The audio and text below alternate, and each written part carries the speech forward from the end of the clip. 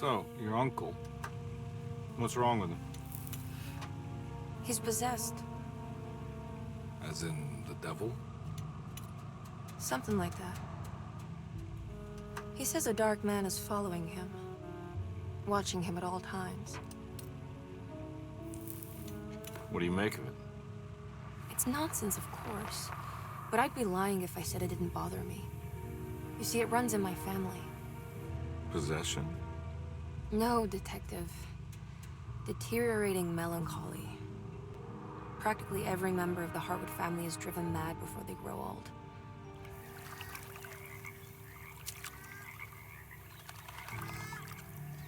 But Jeremy didn't kill himself. Is that why he's at your setup? Despite being convinced that he is truly possessed, he decided to put his last chips on Dr. Gray and his psychoanalysis, figuring he might stumble upon some cure.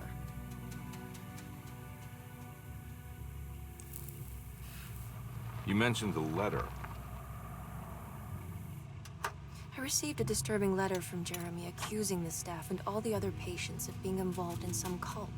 And now they are also out to get him. Could it be real? Or is it all just in his head?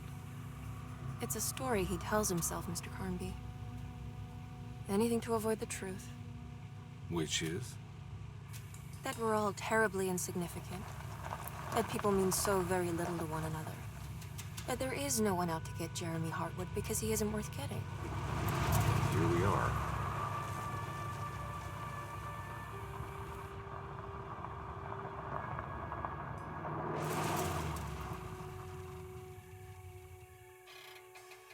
My uncle's not well, Mr. Carnby.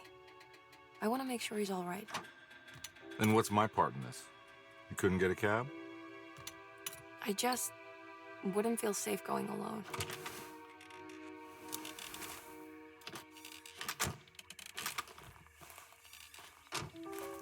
Did you bring a gun? Yeah. You think it'll actually come to that? No.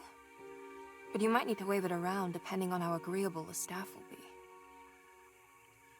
What exactly are we gonna do when we find Jeremy? I don't know. Let's just find him first.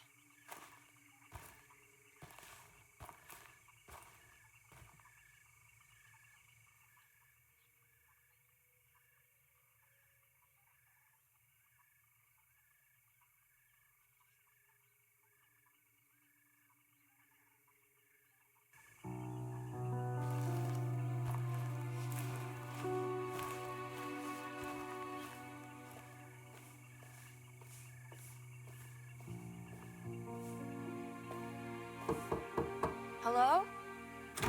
Hello? Looks abandoned. It can't be. There has to be someone around.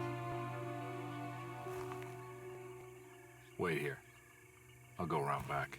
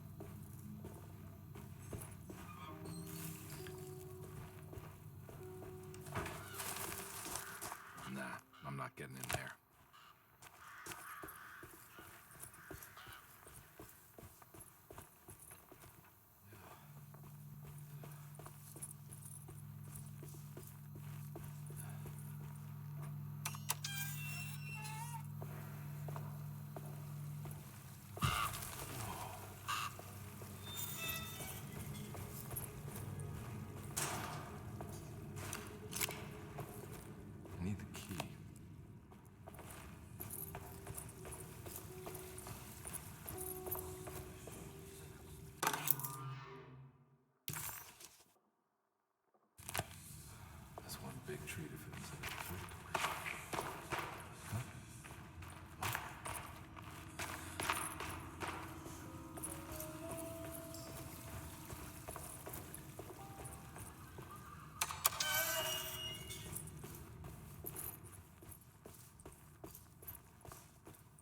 Nah, I'm not getting in there.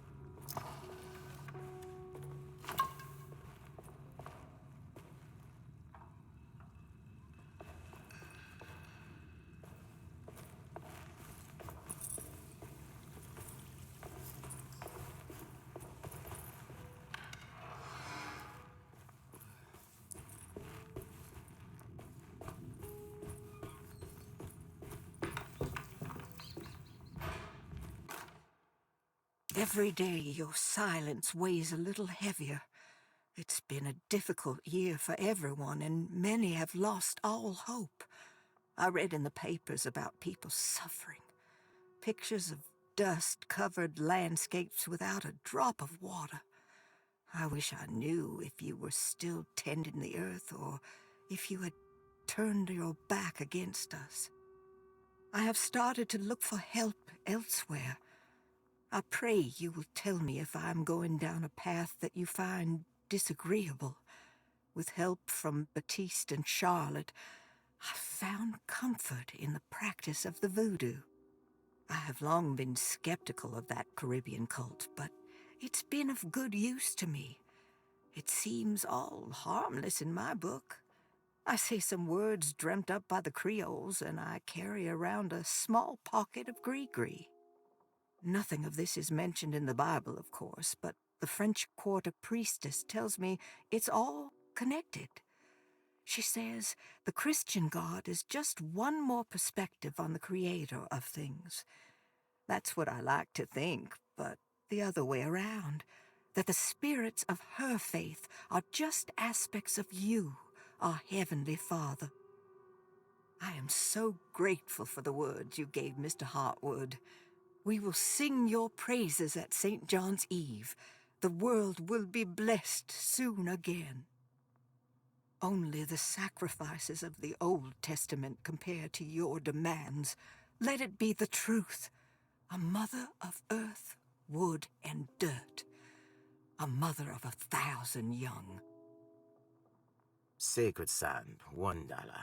Black cat oil, $1.50. Devil shoestrings, a quarter. That makes $2.75, madame. What was that you were telling the doctor? A goat without horns. What does that mean? You must have misheard me, madame. I said no such thing. Please, I know I don't look like any of you, but I'm devout. I'm ready to do what it takes. Do not be so eager to sacrifice the few things you have left, madame. Now please, leave my store. A goat without horns.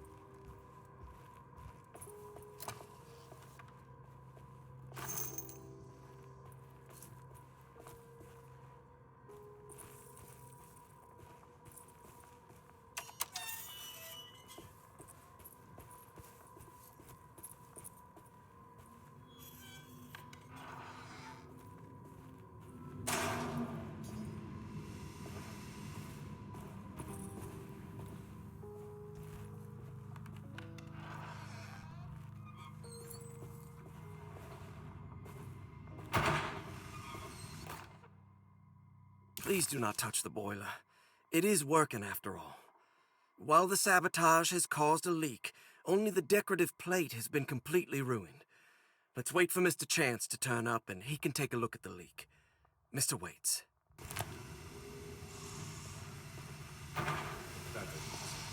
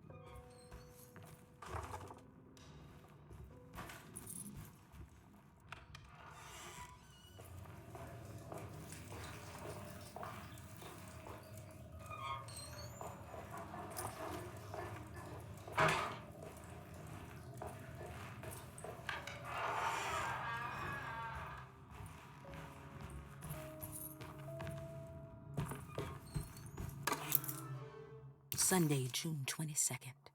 I spent all day looking for Jeremy. I should have cared for the others, but I'm scared that he will do something irreversible. Cassandra is upset that I didn't give her the latest shipment of pain medication that Waits brought from the post office yesterday. I would have given it to her, but the company didn't send a new key this time around, so the box is just sitting there on my desk. They must have figured we had plenty of their gimmicky keys by now. I only remember seeing one lately. Grace was playing with it inside the grand parlor. Unless it turns up by itself, it will have to wait. I have to figure out where Jeremy is. I think Jack knew something. That dog of his found a strange rot permeating the house. She's showing us, he said.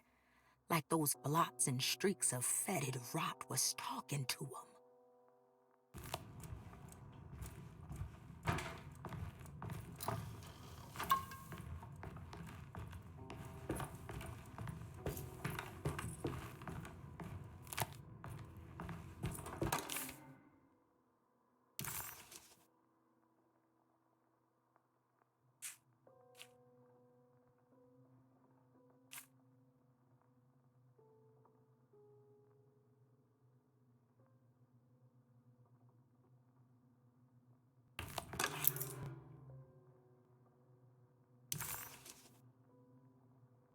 Nice.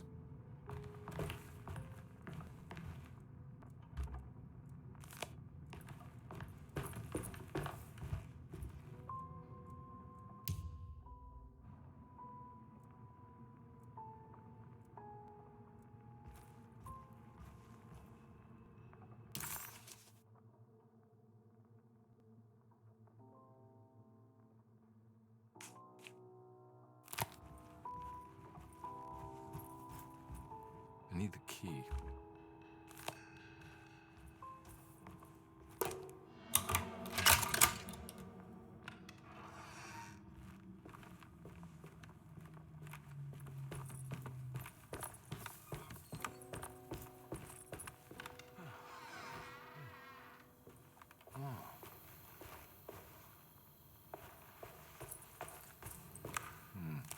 I need the key.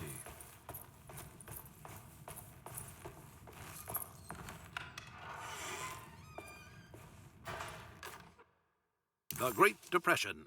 President Hoover raises tariffs on over 20,000 imported goods in an act to protect American labor. Following the collapse of the Wall Street stock market on October 24 last year, American industry has suffered greatly. Thousands of companies have gone bankrupt and left a large part of the American workforce unemployed. In an attempt to turn the tide, the Smoot-Hawley Tariff Act has been signed by President Herbert Hoover. By regulating commerce with foreign countries, the government hopes to encourage the industries of the United States to compete with cheap foreign imports. Superstition on rise. New Orleans voodoo stores and spiritual mediums see increased profit during troubled times.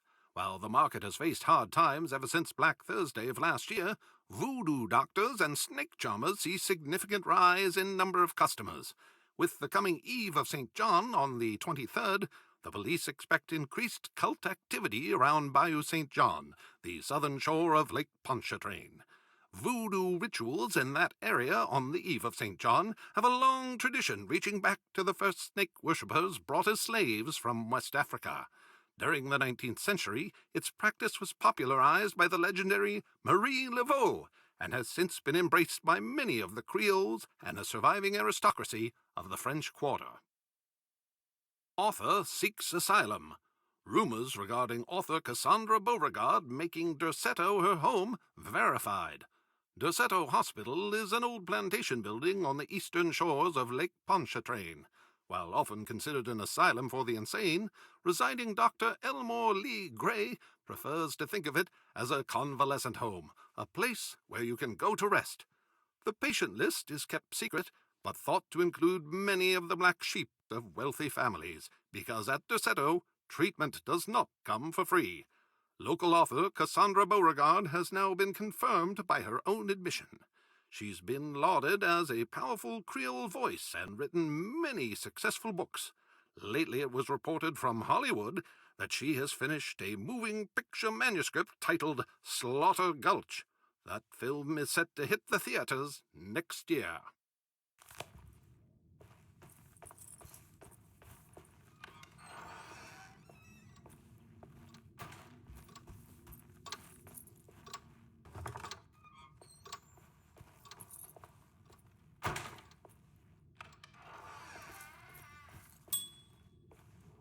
I need the key.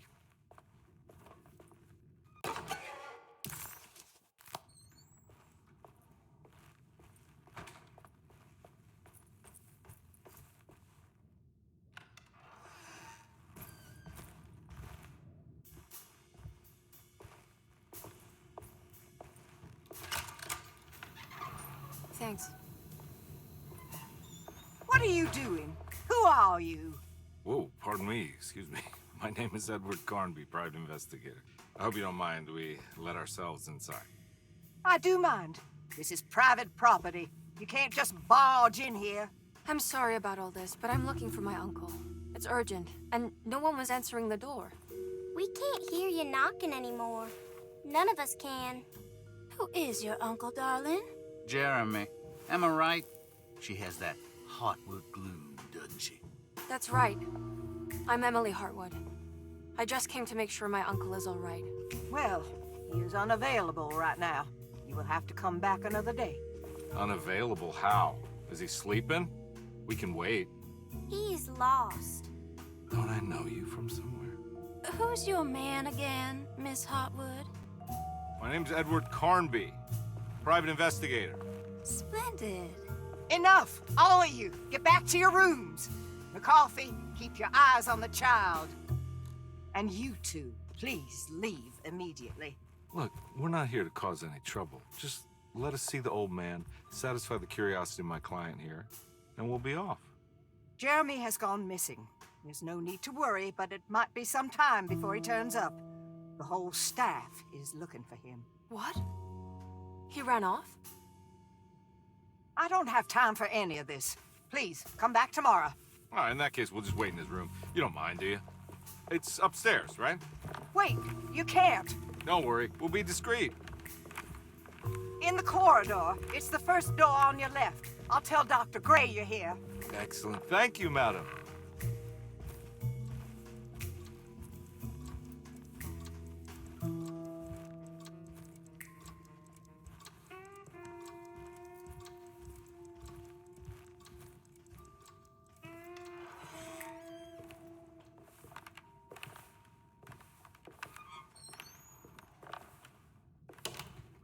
All right, here we are. Let's look around. See if we can dig up any clues.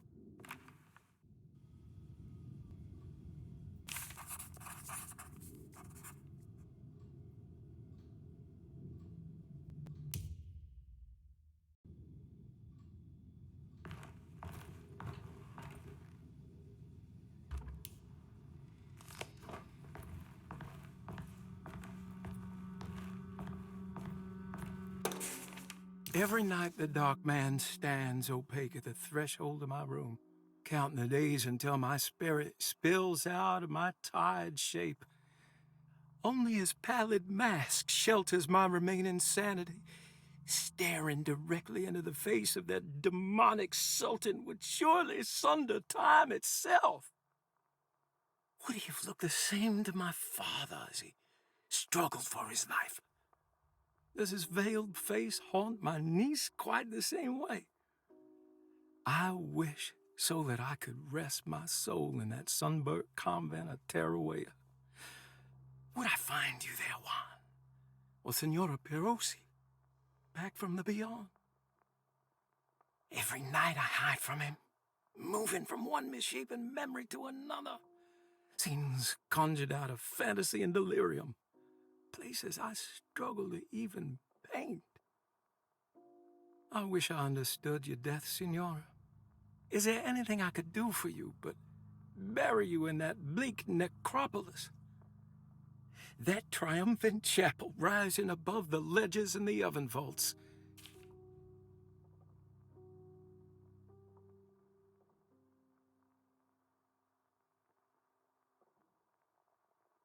How did you first come to understand such things, Senora? How did you know that the battered boil in the basement would lead me to Lafayette Cemetery? Or how the old upstairs clock, with its astronomical motifs, would take me to that hateful mound outside of Claremont Harbor? Those are my memories, my past. Is there perhaps a chance, if ever so small, for me to see Tarawea? Oh, I want that more than anything. Please, let my talisman take me there. Let me sit with Juan under his Bodhi tree. Despite having sold me that talisman, Miss Jackson, the voodoo priestess, revealed none of her secrets to me. That's why I had to travel to Tonka. Instead, she cruelly told Baptiste, my caretaker, that he would be betrayed and killed in the most awful way, that the one he loved would pierce his thigh with a sharp spear, and that he would be devoured by his own mother. What a terrible thing to say. The people of Desolate were becoming dangerous. They do not understand what they are doing. I must do something to stop them. I tried talking to Dr. Gray, but he confuses my worries. He's caught up in treating me. How can he expect evil to be cured with medicine and conversation? The orderlies, the housekeeper, and the patients are all deranged. They will call upon evil to enter this world. All will be lost. Everything. Unless I can find the clerk, Mr. Waite. He seems to be a clear-thinking man. Maybe Beauregard. The dark man offered me a prison, and I accepted. I signed that miscarried contract and entered the dark pact. Everyone is safe, except for me.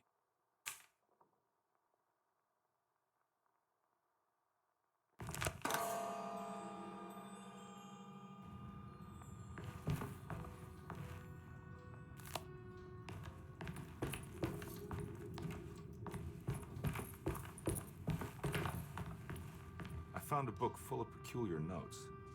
Have you heard of something called Tarawea? No. What's that? I might be reading too much into this, but I think it's the place he wants to go to. Oh, okay. Sounds like a clue.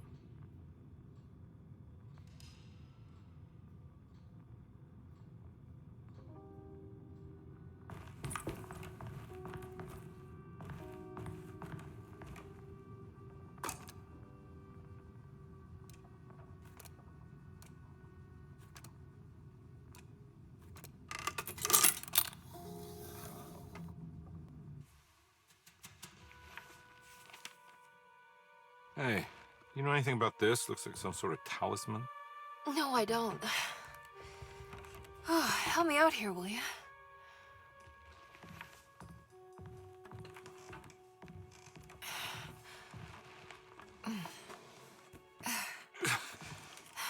Would it kill the guy to throw some of this stuff out? I'd be crazy too if I had this much junk lying around.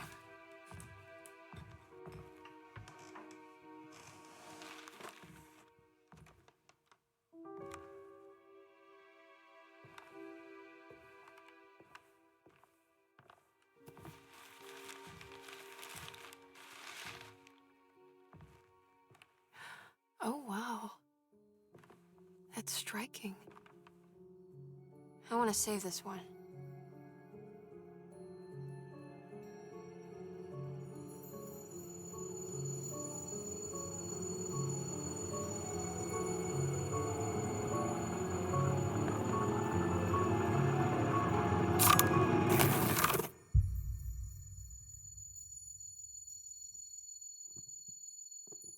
All right, come on.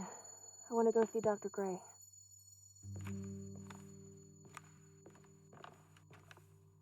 Come on, let's go.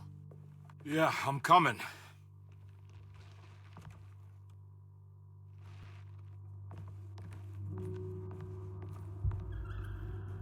Miss Hartwood.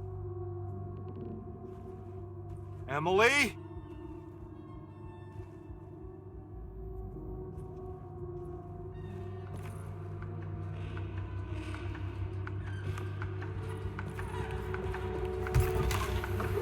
What the hell is going on? Where am I?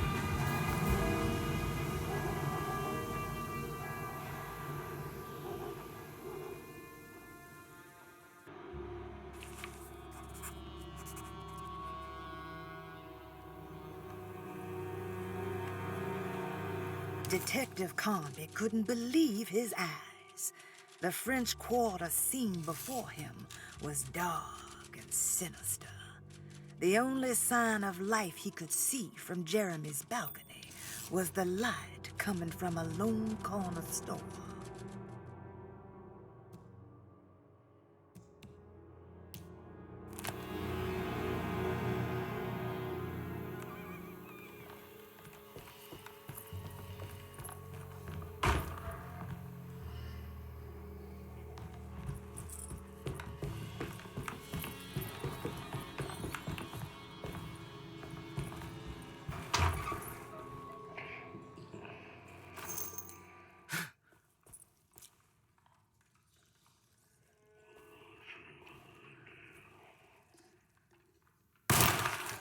Ah!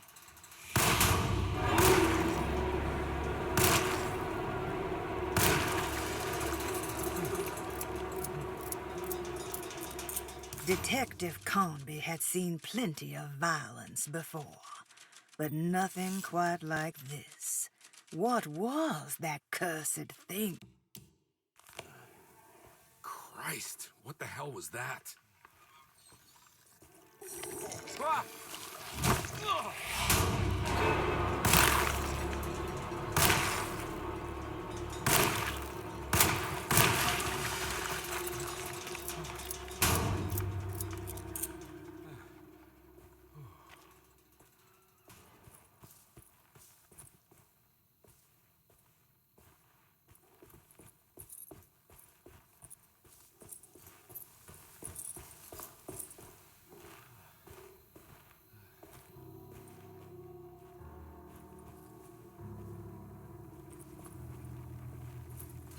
Can't go that way.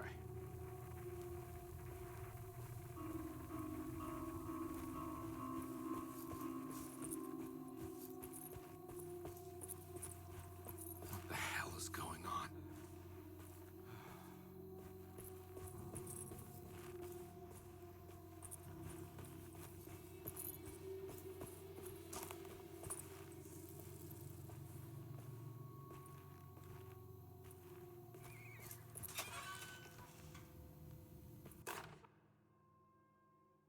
Okay.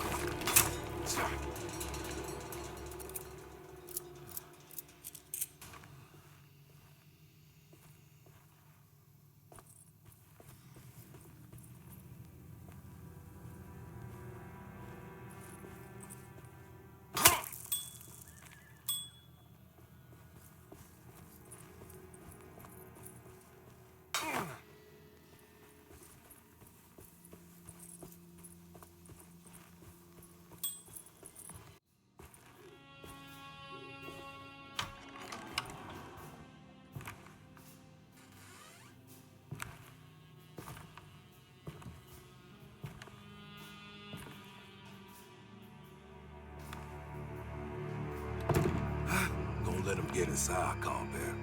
They're not the good kind. Is this your store? There are no owners here. We both strangers in Jeremy's store. Jeremy did this. How? The pact with the dog man. Jeremy warned us, but we didn't think much of it. I'm Detective Edward Carnby. I was hired by Jeremy's niece to find him. Oh, yeah? How much she paying you? $150. She's sure getting her money's worth tonight. Are you a thinking man, compare? No, not if I can help it. You know, I think Jeremy's hiding in a way we can't find him. He has this juju necklace that guides him. The talisman? That's right. It's some magic charm he got from Miss Jackson down the street. The voodoo priestess? You know surprising things, compare. Yeah, the Mama Loa. Here, take the key. I locked the gate to save her place from all the ghouls and goblins getting inside. Maybe if you go there, you can find some clues to show you the way. Thanks. I'll have a look.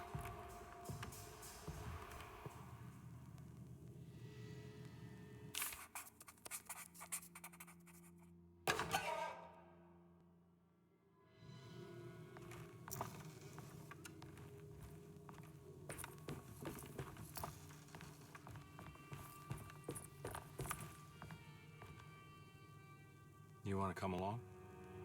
Nah, I'm gonna stay here for a while.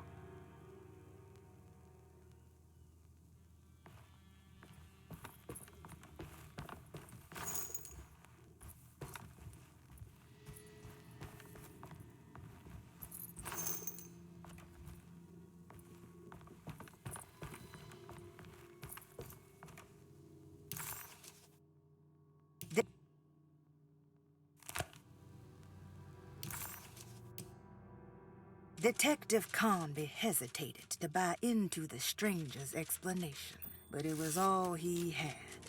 Baptiste, this mountain of a man, seemed to suggest that this other world they had been pulled into was built from Jeremy's scattered memories. It sounded crazy to him, but Carnby couldn't exactly deny the situation he found himself in.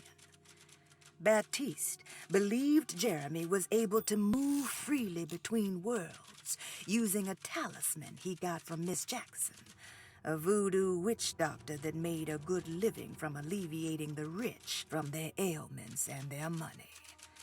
In hope to find Jeremy, or a way back to desolate, Carnby set out to investigate Miss Jackson's place.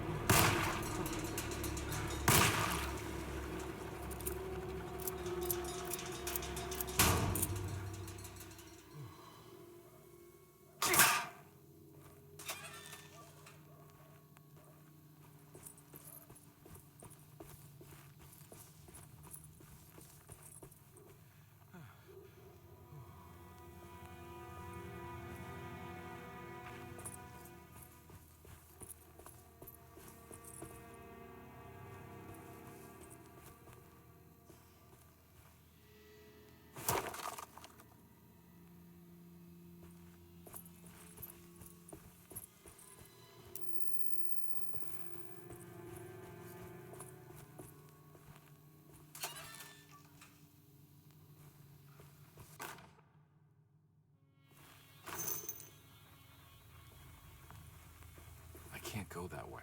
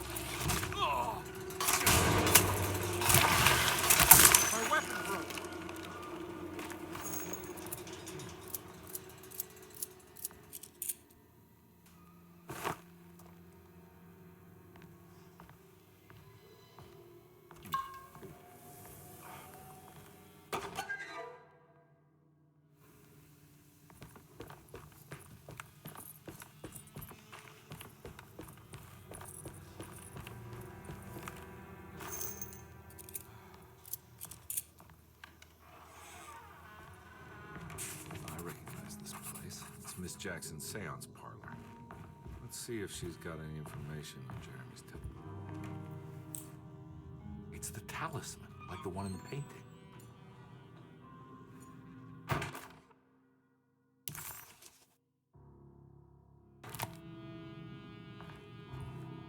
I think it's meant for the talisman.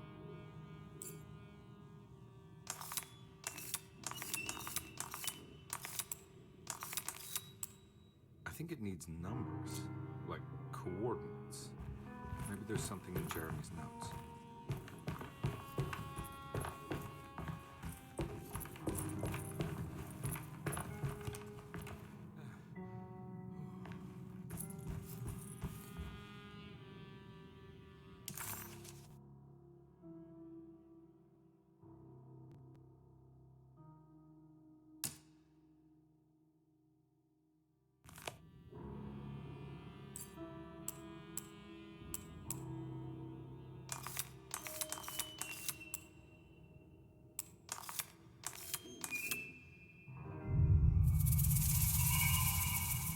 Showing something. Place? Where is that? Huh.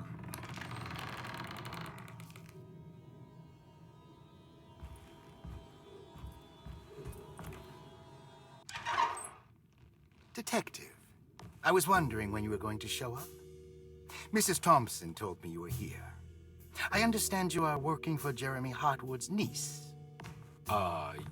Yeah, I guess so. I mean, you're not wrong.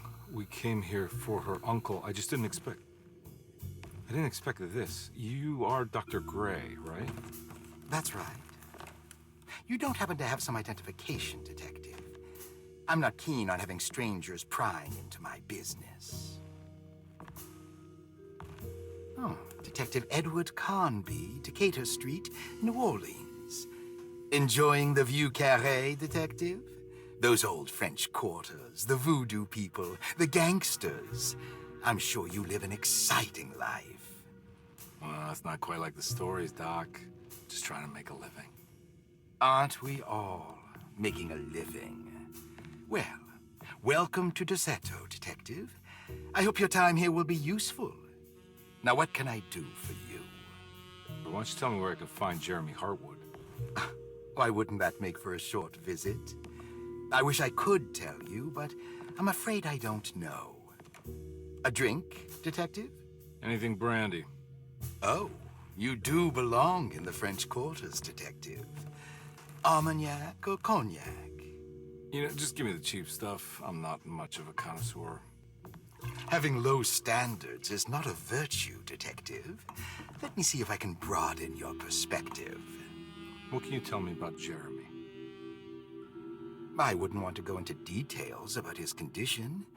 Doctor-patient confidentiality. I'm sure you understand. Sure, but he is crazy, and he's gone missing. Why? Here, try this. Ooh, it's good. Got a bite? It's called a sidecar. The trick is not to be afraid of the tartness of the lemon. Then, for goodness sake, don't overdo the triple sec. Okay, what can you tell me about Jeremy? Well, let me think. He is an anxious man, constantly worried about events not presenting themselves according to his model of predestination. He complains about things not being carried out in the right order, and that some things simply shouldn't be. Is any of this helpful to you? Not really. I was hoping for some direction where to look next. I'm sorry. I have nothing for you then. You should talk to my orderlies. They have been looking for him for a while now. I'm sure they would appreciate your help. Yeah, I ran into Batiste earlier. Come to think of it, he might have given me a lead. Oh, excellent. So your investigation is already underway. I'm gonna go, but I'm sure we'll meet again. Looking forward to it. Safe returns.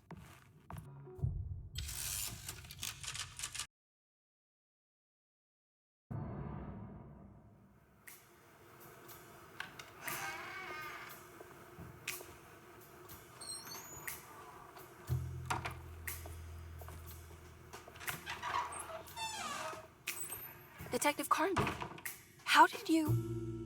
Where did you go? I was just talking to Dr. Gray. You disappeared. No, it's not what you think. Have you found anything strange going on here? Yes. Everyone is being incredibly evasive, and I can't figure out why. No, I mean something you can't explain. Paranormal, even. Detective, I really need you to get yourself together. I can't do this alone. Forget it. I'll figure it out. Do you want to come see Dr. Gray? No, I want to try something. With this talisman, I think I can follow Jeremy to the place he mentioned in the book. What was the name? Do you remember something Spanish? Tarawea. Yeah, that's where I need to go. Detective, are you gonna be all right? Yeah, of course. Go talk to Dr. Gray. We'll rendezvous later.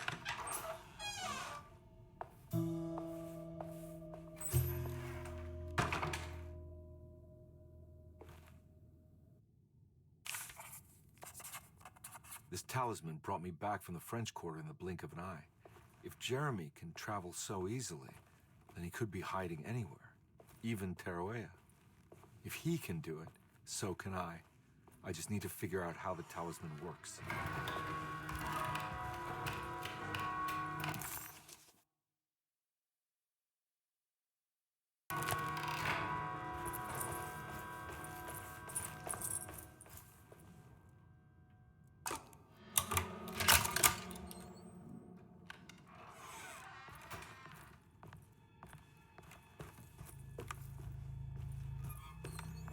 I need the key.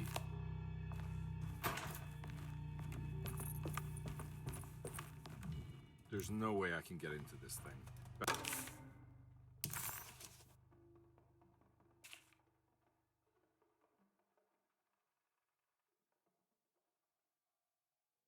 Cassandra Beauregard, the beloved author.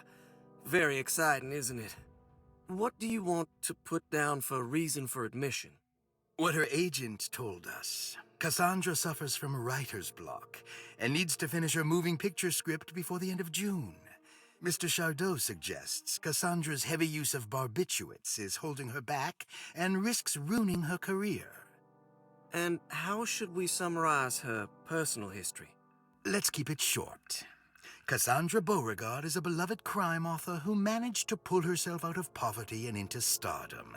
5 years ago, she tried killing herself by jumping off a balcony. The incident left her a cripple and now relies heavily on her wheelchair. And for diagnostic impressions? Cassandra suffers chronic back pain following her suicide attempt. She self-administers morphine to keep herself ambulant, but has become addicted and the desired effect is now lost. The drug abuse clouds her mind, and she is unable to focus on real life. To save herself from this insight, she instead makes up stories to fill out the gaps in her own thought process, resembling the Korsakoff syndrome.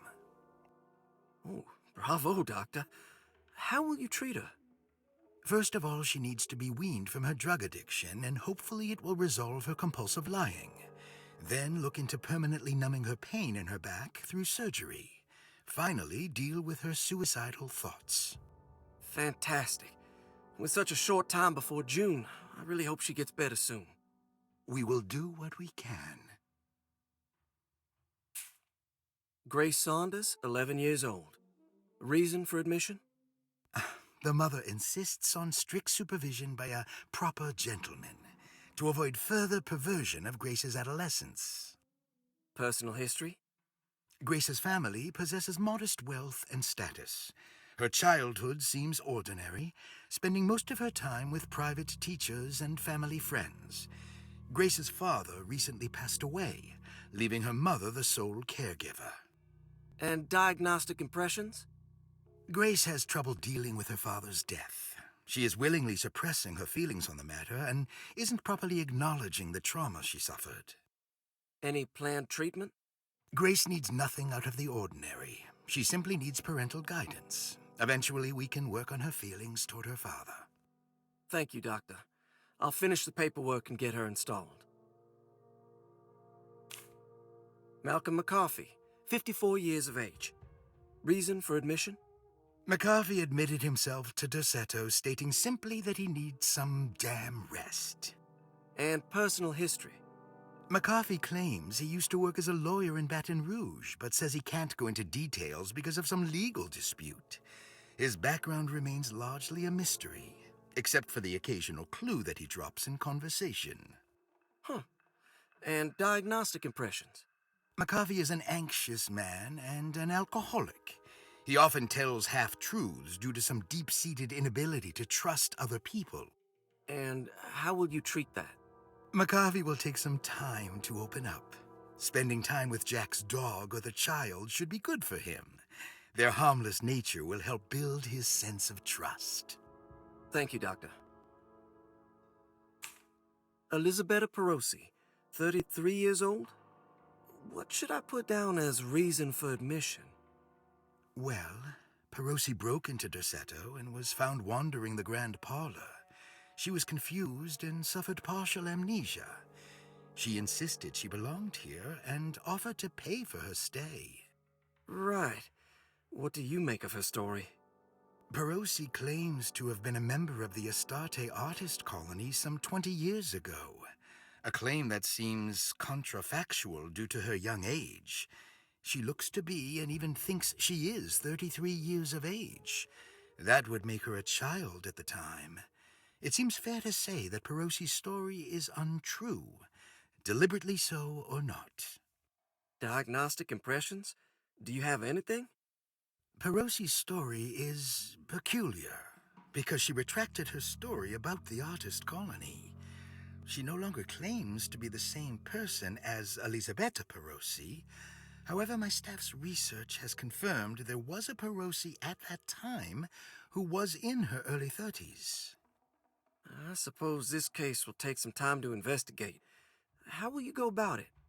I wanted to contact the real Perosi, but it seems the whole colony disappeared one night. September 29th, 1915, during a hurricane. I will have to take it slow and figure out what this spell of impersonation could have been. Oh, I'm sure it will all clear up eventually. Thank you, Doctor. Ruth Talon, 29 years of age. Reason for admission? Ruth's father wishes that his daughter be removed from New Orleans nightlife for the foreseeable future. He fears that her overly free spirit is tarnishing the family's reputation. Sounds simple enough. Personal history? Ruth comes from considerable wealth.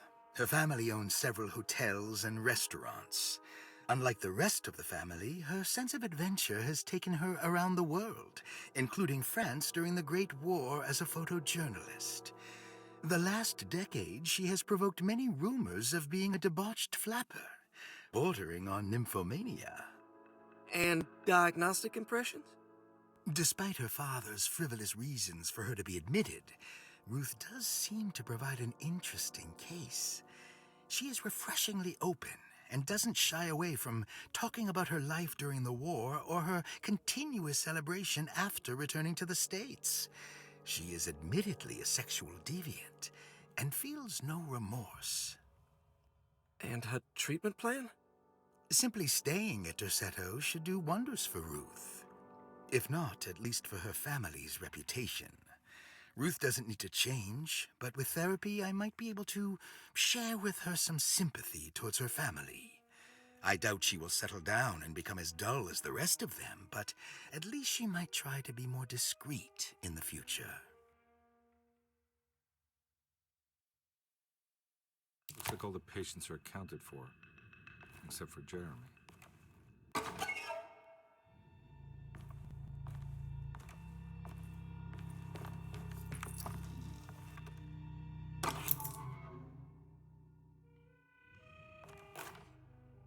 Dr. Elmore Lee Gray is Dorsetto's chief doctor. Accounting and all administrative work is handled by me, Paul Waits. Magdalena Thompson, or Mags, is responsible for the household. Jean-Baptiste and Charlotte Tabois are responsible for keeping the guests' medical regimens in check. Finally, Jack Chance is our gardener. who can occasionally be seen in the conservatory, but is for the most part busy outside. There are currently 6 guests at Desolate. Malcolm McCarthy and Ruth Tallant reside on the first floor. Jeremy Hartwood, Elisabetta Perosi, Grace Saunders, and of course Cassandra Beauregard live on the second floor.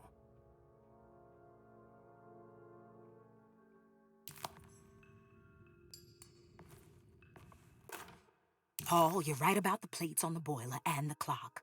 They have been sabotaged, and I think I know who did it. They have something to do with Jeremy's episodes and how he seems to disappear at night. Right now, it's important that you keep an eye out for any of the pieces. I want to find out if I can repair the plates.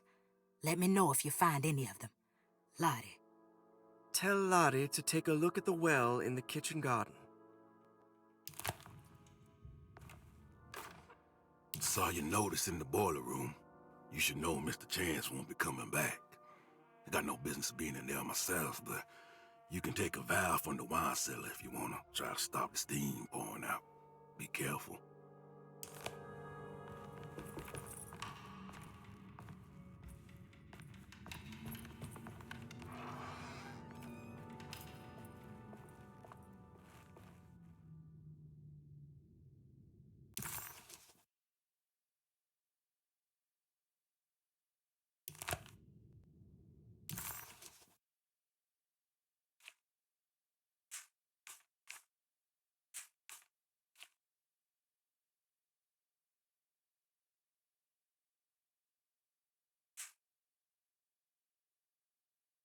While Detective Comby was grateful to be back at Desolate, he was eager to test his hypothesis. After having suffered through that sinister world, dressed as the French Quarter, Jeremy's writing could be read much more literally. What if Jeremy used his talisman to actually visit those places he mentioned in the book? Conby felt certain that this was the answer. He wouldn't find Jeremy hiding inside Desolate. He would be in one of those other worlds. And to follow in his steps, Conby would have to investigate the old clock and the boiler and find out what part they played.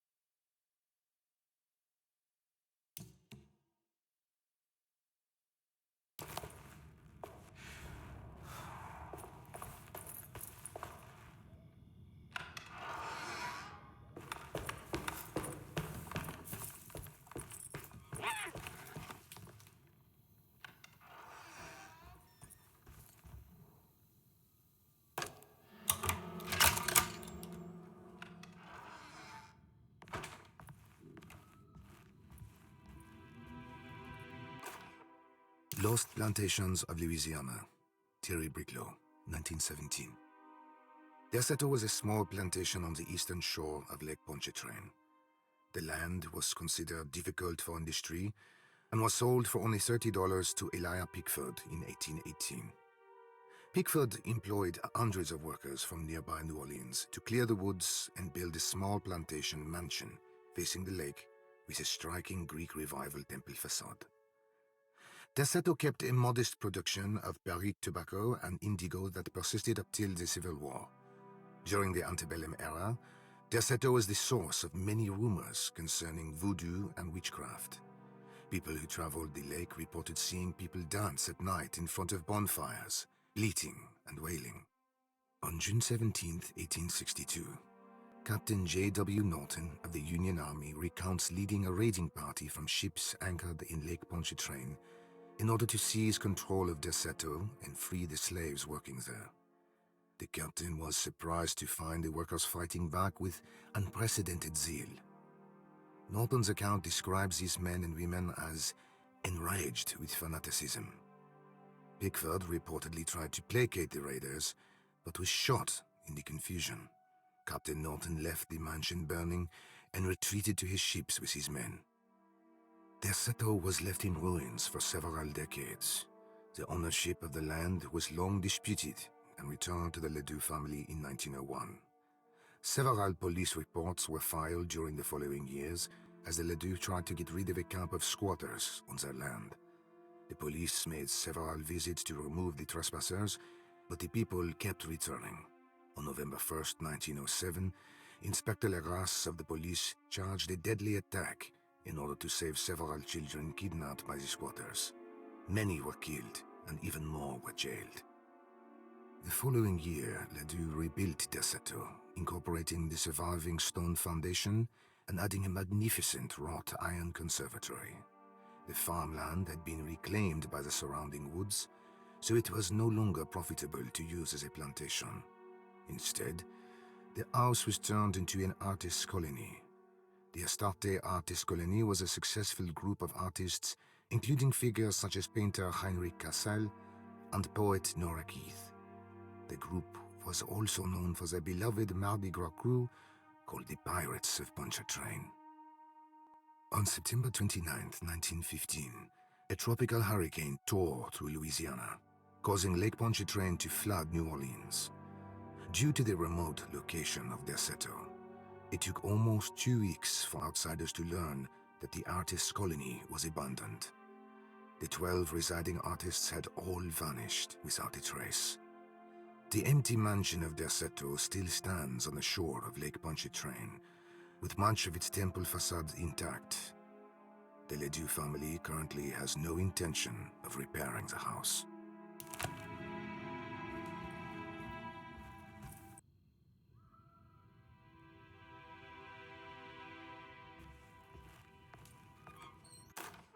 Lost Plantations of Louisiana.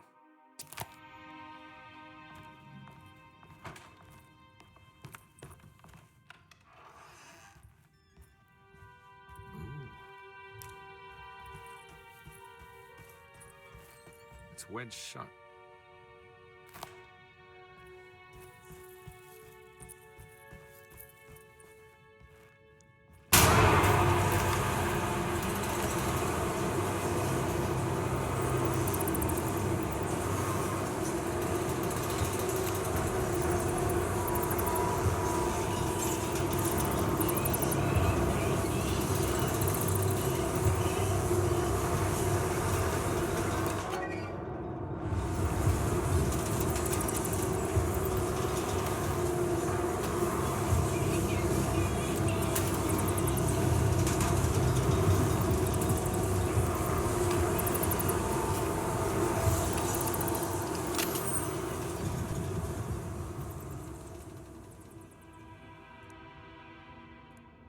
What happened? Everything's normal again?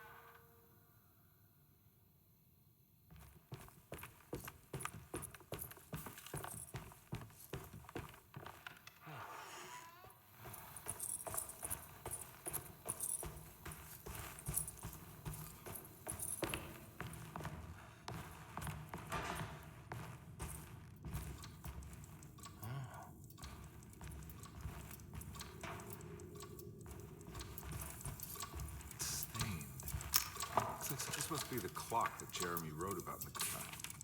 Looks like the plate that held the talisman in the seance room. But it's broken and missing some pieces. Yeah, sorry, Detective. Didn't mean to obstruct justice or anything. That's fine. You know, I'm kind of busy with my own case of a missing person. I was wondering if you've seen Grace, a girl about yay high? I can't say that I have. Why are you asking? Well, I'm looking for her. Is she in trouble? No. She's just hiding somewhere. But we can't have a rascal like that running around unchecked at a time like this, you understand? Well, I haven't seen her. Well, let me know if you find her. I'll be around. I'll keep an eye out for your man, Jeremy. You scratch my back, Detective, and I'll scratch yours.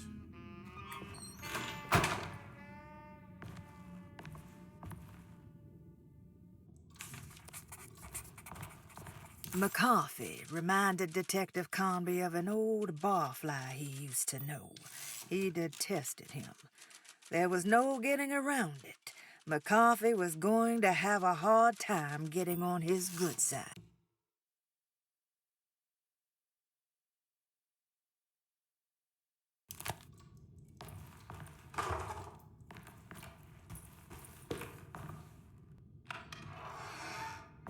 Looks like everything's back to normal here.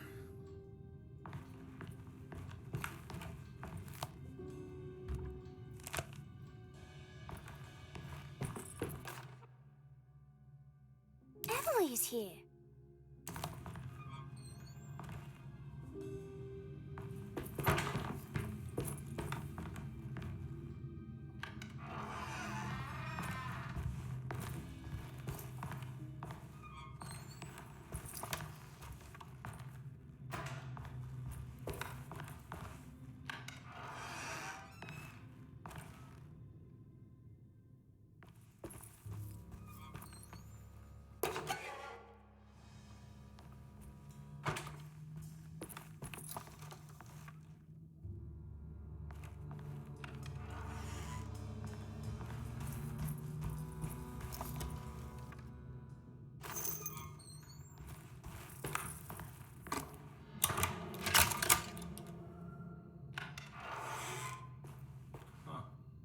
Eccentric.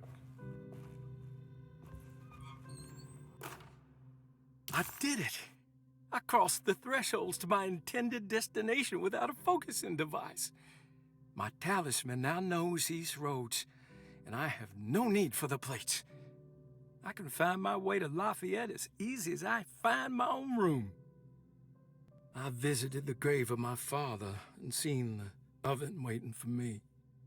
Thank you for opening these doors. I now must summon my courage and go back to that hateful mound outside the oil rig. I hope you'll be feeling better when I return. Jeremy.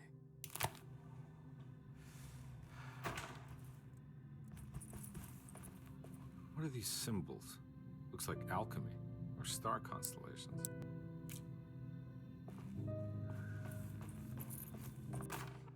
You may need to remember how to get them out again. They are locked up for good reason. I am sure she is still able to whisper the answer in the ears of the wrong people. But not for long. I will see her burned soon enough. That black goat will be sacrificed to put an end to it all. Then it will all be over. No more Derceto, and sadly, no Astarte. Those good pirates of Pontchartrain. May you still sail the lake, until you find the shores of Hali.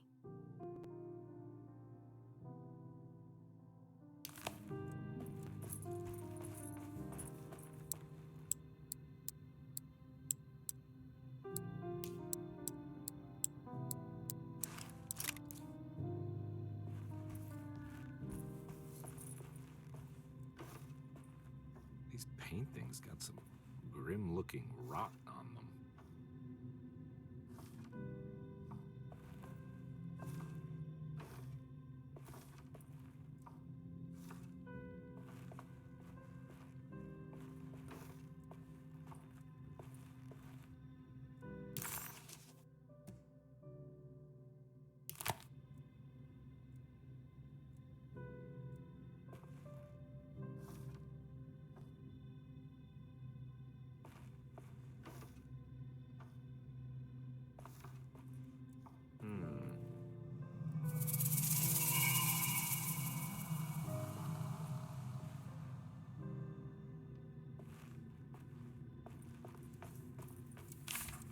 Astarte artist colony.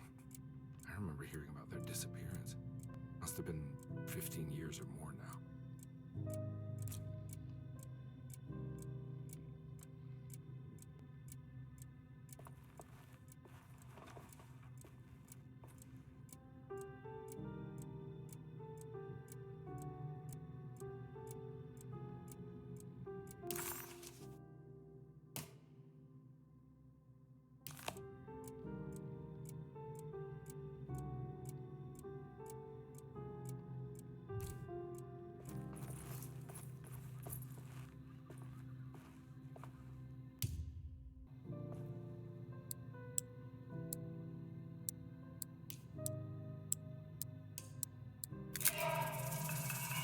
Got it.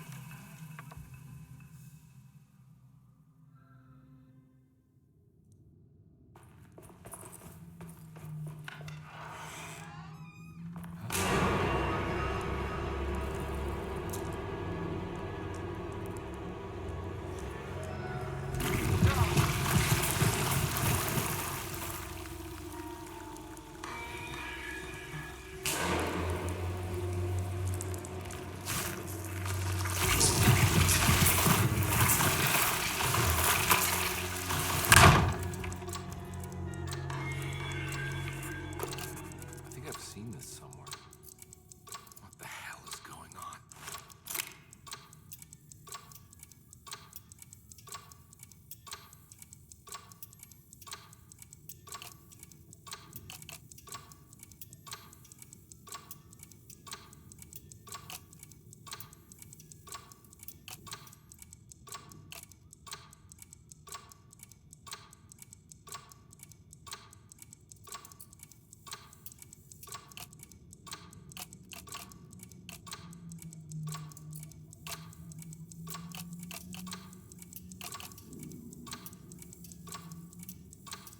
There was something in the commonplace book about this.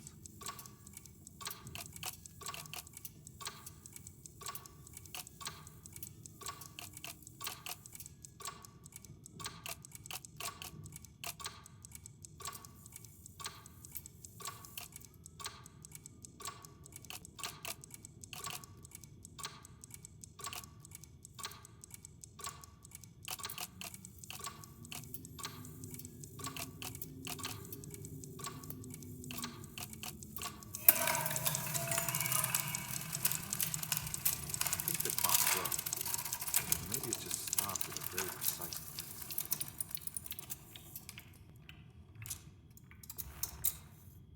Huh.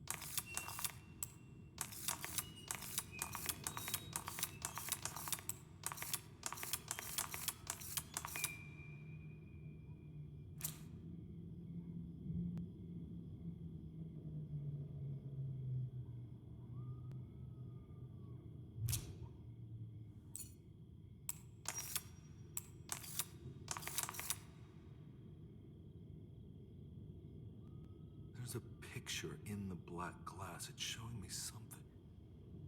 It's the hallway outside Jeremy's room.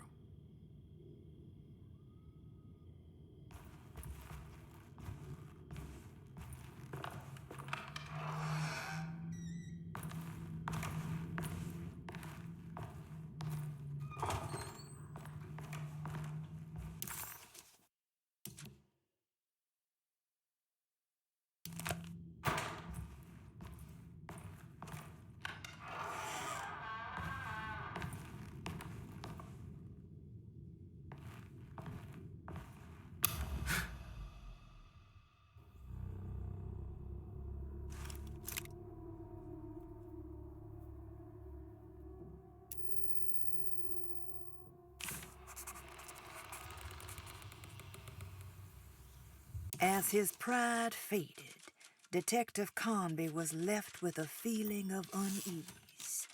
He had successfully managed to enter a whole new world. How could this be? And why did he accept this so readily? One thing was clear. There were no answers to be found by standing around questioning reality. Knowing only what he read in the commonplace book, Conby headed off to look for Jeremy in the hateful mound.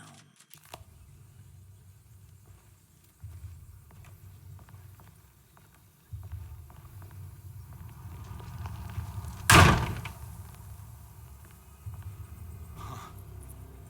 made it. I entered another one of Jeremy's memories. Ugh.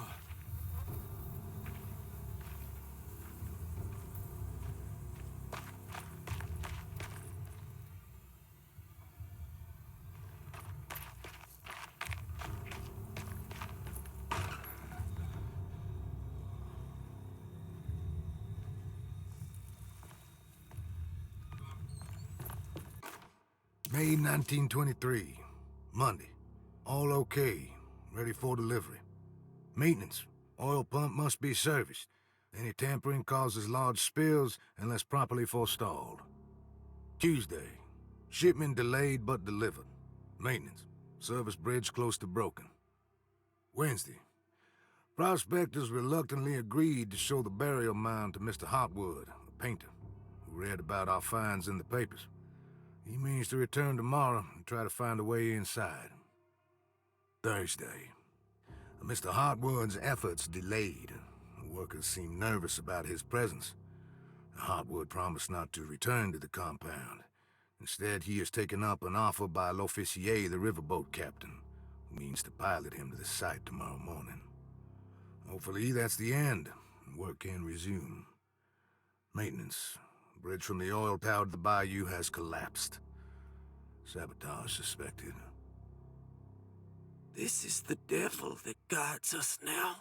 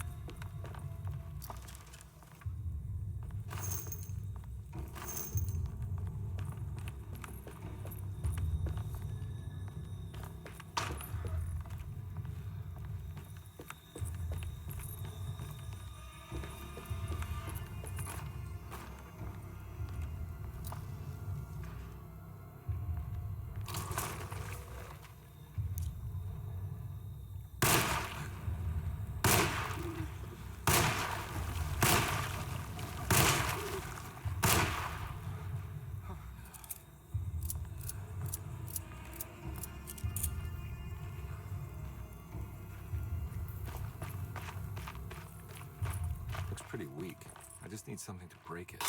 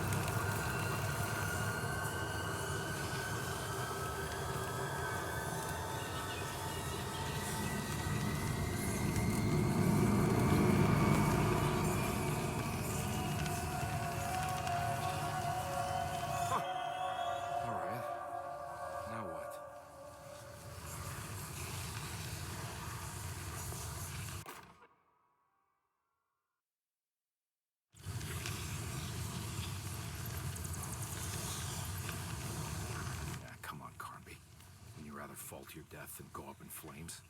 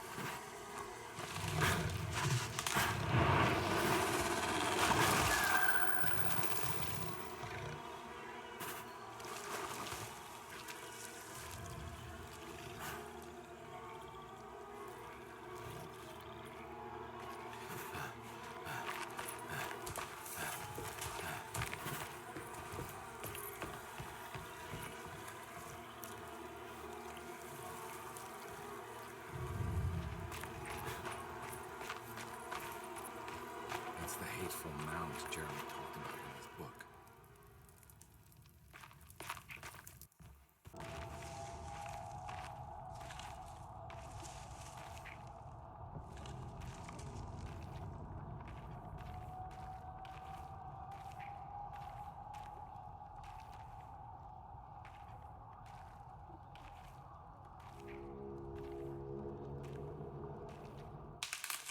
Don't come any closer. I'm armed. Get that thing out of my face. Who are you? What are you doing here? I'm just a detective trying to find something called Teruea. You after Jeremy too? Why? I'm working for his niece. She wants to make sure he's all right. He might be unharmed, but far from all right. He's a curse upon Deseto. Here we go again. Quiet.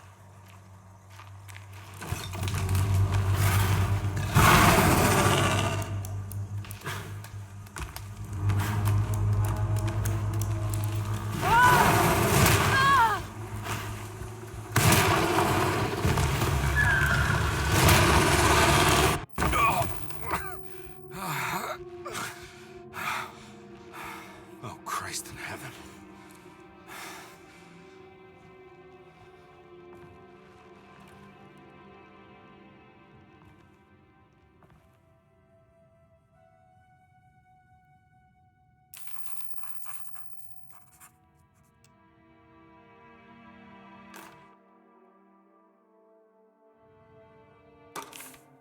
Reflections on the Power of the Verb in Certain Texts by Juan Luis Jorge. To act is in itself divine. Even the slightest movement of our hand is evidence of our soul in motion. Yet our free will is so easily overwhelmed by the dullness of everyday life. Our actions become rote and rigid in spite of luxury and comfort. True divinity is found in the choice of leaving the stage where we all perform. People who discover this freedom unexpectedly will be struck by the terror of this revelation and become paralyzed, or worse, turn to suicide. However, if you are able to weather that storm, you will discover that there is a divine path beyond that fear. There is a chance to dismount your destiny and make something new. Something that hasn't been planned for or predestined. There is difficulty in explaining this type of acting as it transcends our everyday choices. This isn't some banal decision choosing one career over the other, or even who I should marry. Leaving the stage, no matter how, isn't a matter of course correction. It's a rejection of the story that the Creator is telling.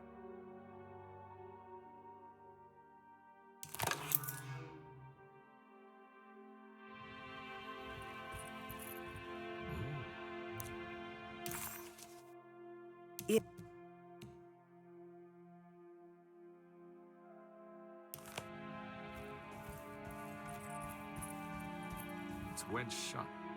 It worked.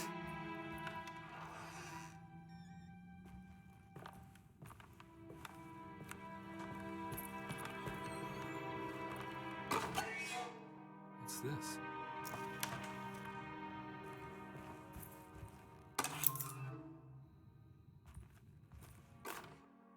The Barlow lens. Instructions. To double the magnification of your telescope, simply fit this Barlow lens to your instrument. Then operate the fine tuners to adjust the distance between your lenses. This is easily done while looking through your eyepiece. Simply search for a position where your picture is clear and appears flat. When correctly tuned, your telescope should present a clear picture with magnificent magnification.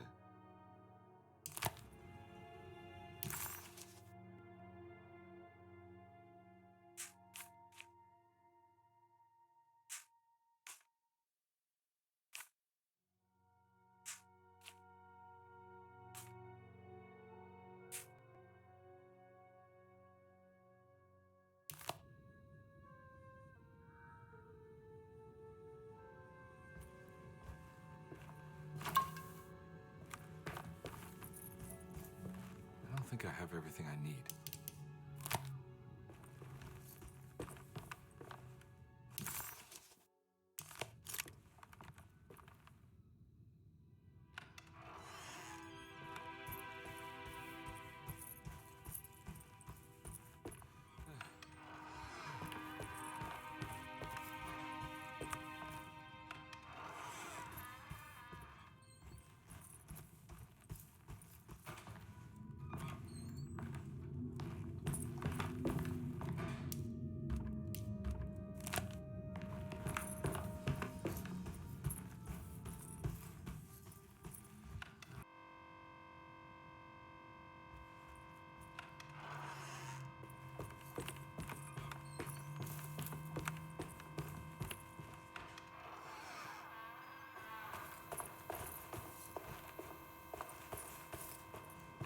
I need the key.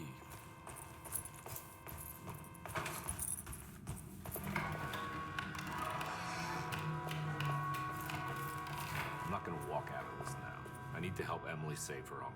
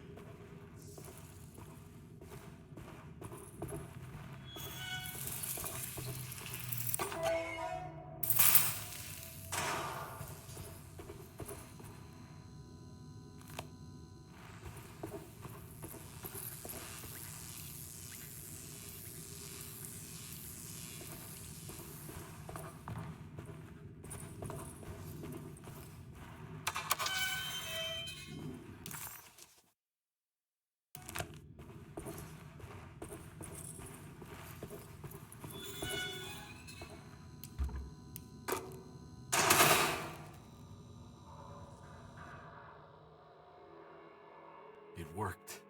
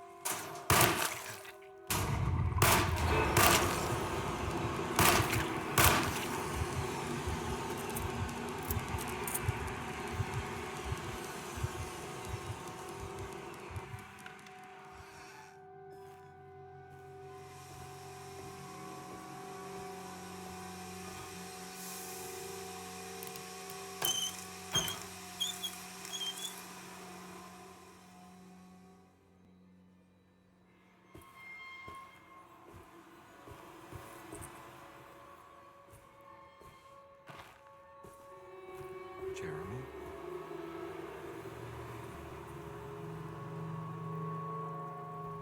What the hell is going on here?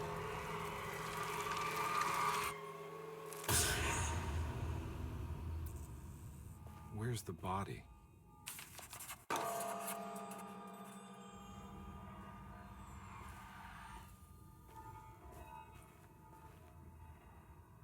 Conway didn't know what to make of the grotesque vision of the dead clerk. Was he dead, or was it all fiction?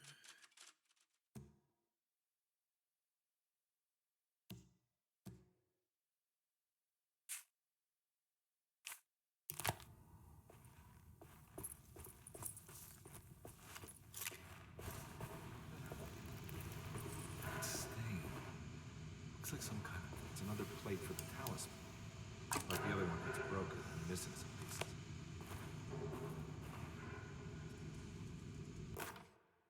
You know, Mr. Waits, I saw a piece of the plate that Liza broke.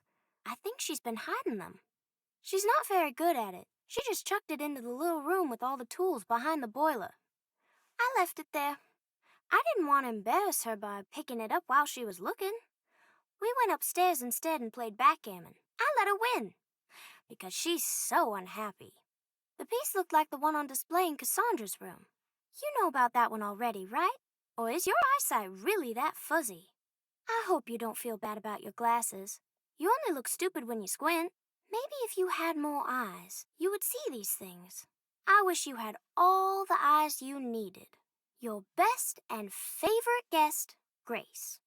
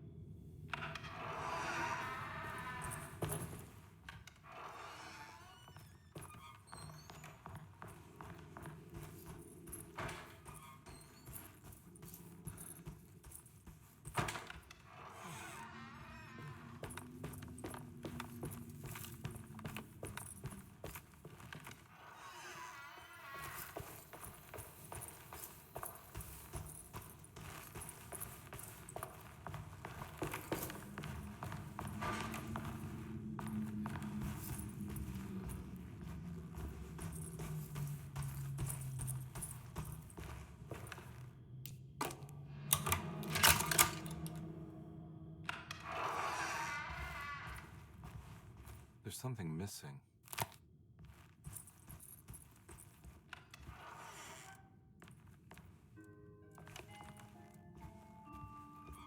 This must be that kid's room. Don't you worry, Grace. Go play your game, bleat and bellow with the others. I won't be jealous. There will be more masquerades. However, I would love it if you would finish my mask for the feast. With love, Ruth. Why does she seem so familiar?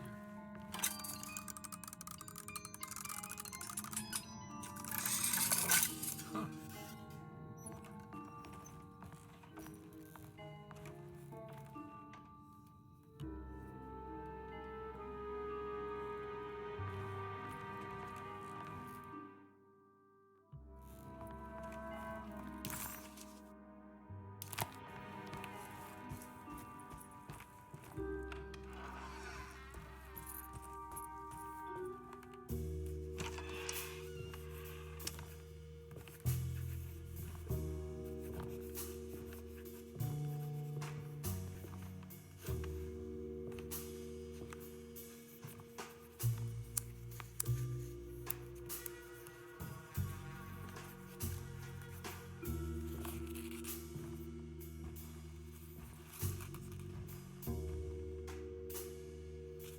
What you got there?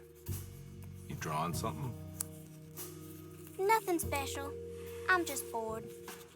Do I know you from somewhere? I remember you, Mr. Conby. From where? Don't touch that. Cassandra wouldn't like it. She wouldn't like it at all. Do you know where she is? I'd rather not talk about it. It makes me upset. Besides, she'll be back after the Feast of St. John. You think? Yup. It's all on the page, Mr. Conby. And many of them that sleep in the dust of the earth shall awake, some to everlasting life, and some to shame and everlasting contempt. All right. I'm gonna go now, if that's okay. I don't like to stay too long in the same place. Mr. McCoffey might find me. Hey. Is he mean to you? Not everyone needs to be saved, Mr. Conby. You should know that by now.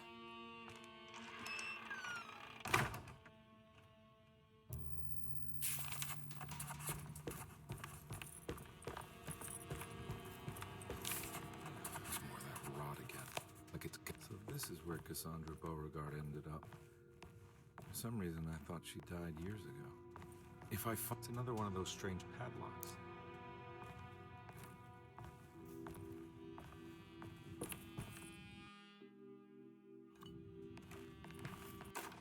Miss Beauregard, I picked up your medicine at the post office today.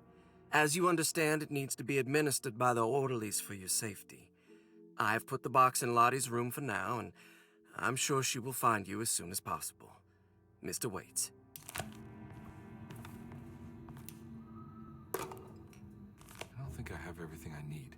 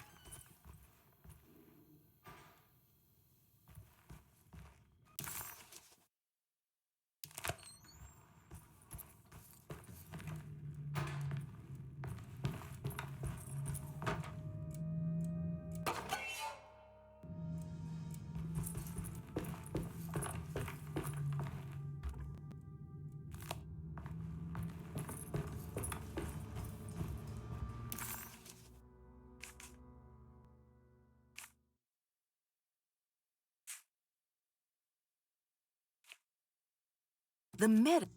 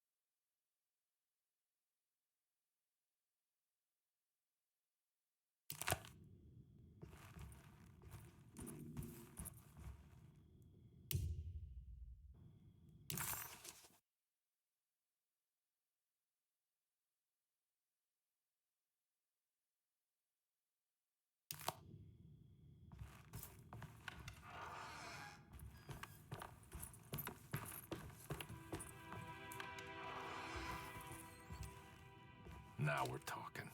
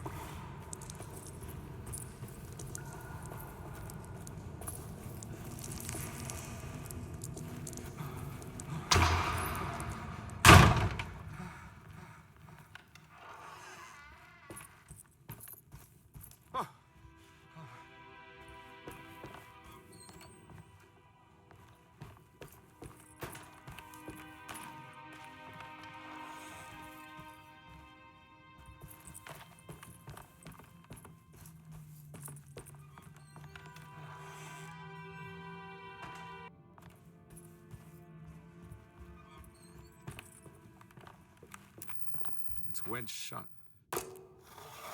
It worked.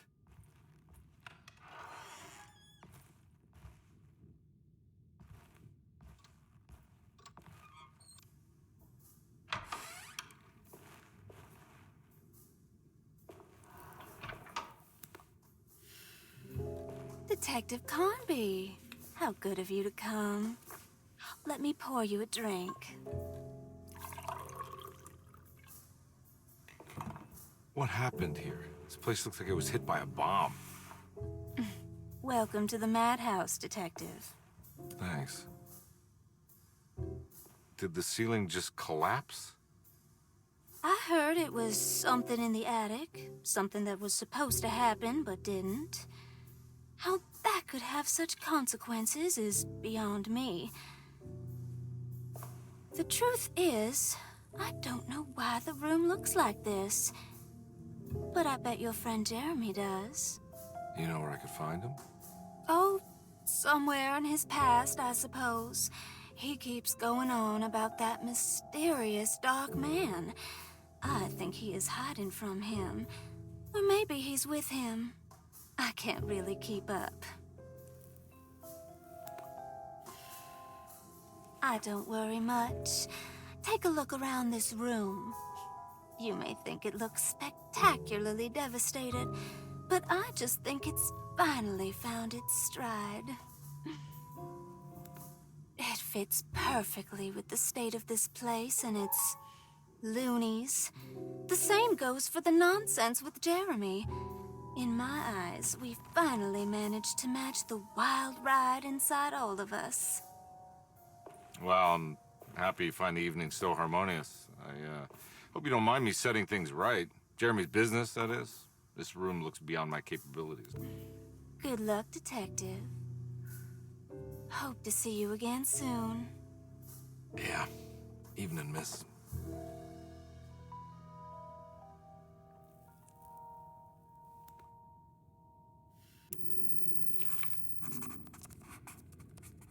Ruth seemed like a handful. Her talk about Jeremy and the Dark Man made it sound like she might know something of importance. But ultimately, it felt like a dead end.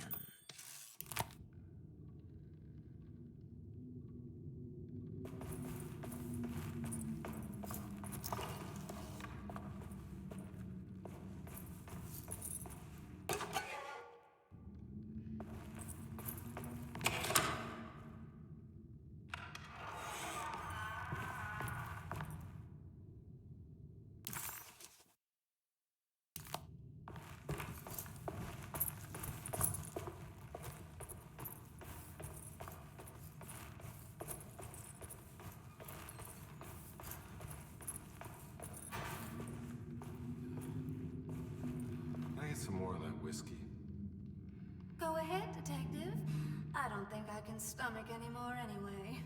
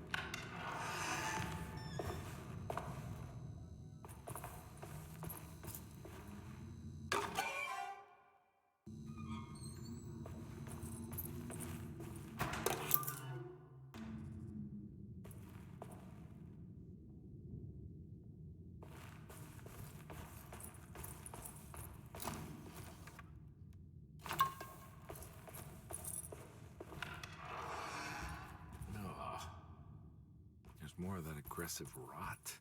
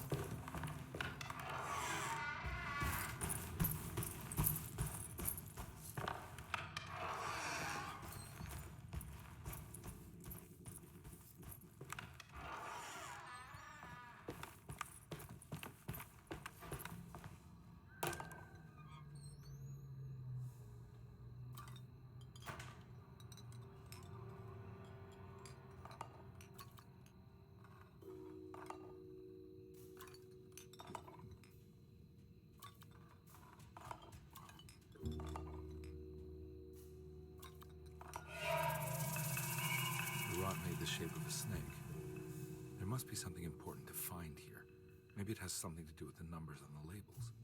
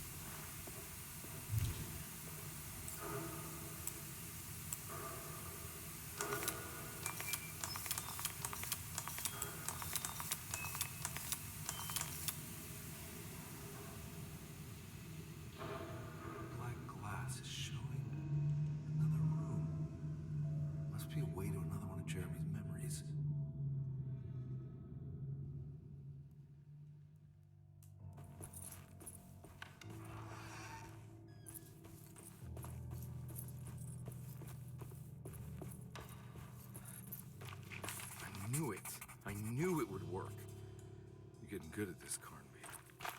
Maybe a little too good at this.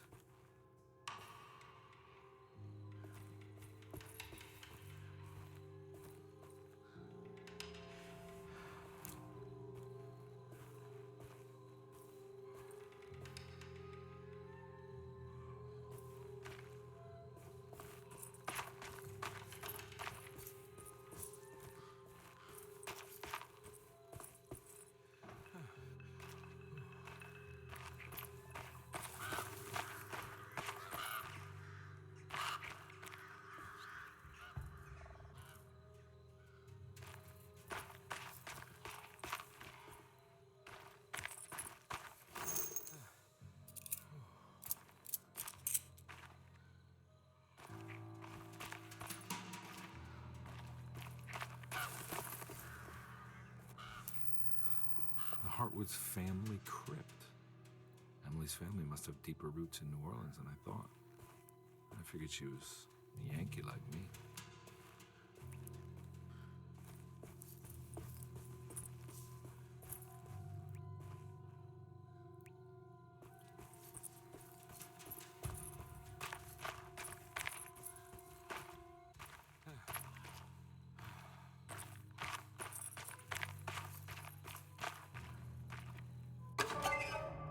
What's this? Now, what do we got here?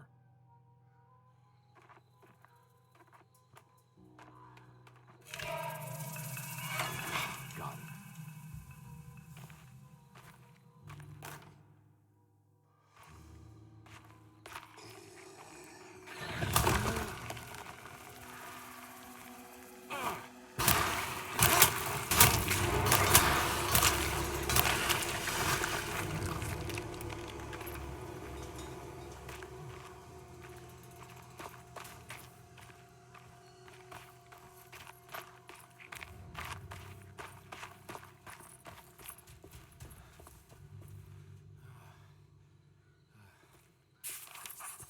Jeremy sketched this chapel in his book, so it must be important.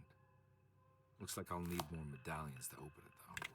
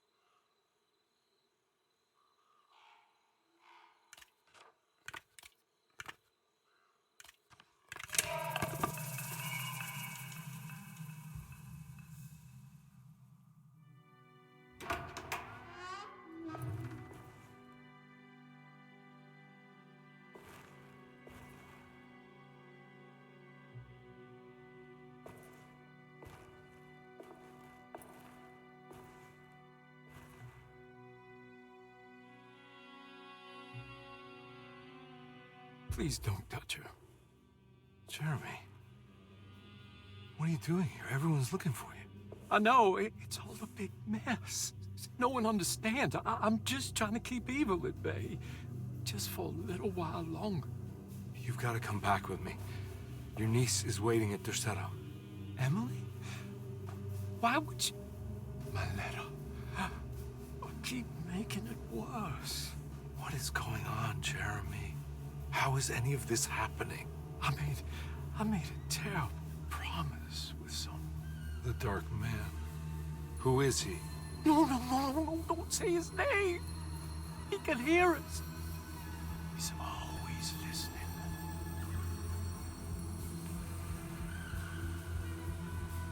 Jeremy, I need to understand what is going on. I promised him everything. When the sun rises, I will be chained in his sunken desert temple for an eternity. But at least the evil about to awaken in Desolate won't harm anyone outside of that cursed place. You're acting crazy, Jeremy. I want to help. There's nothing you can do. Then what's all the business about Teruea? Why did you want to go there? I can't go there. I'm not allowed. But you wanted to. Can I go? Tell me, will it help me to break your pact? Is there something there that would help? Why would you give me hope? That's so cruel. Okay. Sounds like we're onto something here. What should I... Look out! Behind you! Run! Don't let him take you!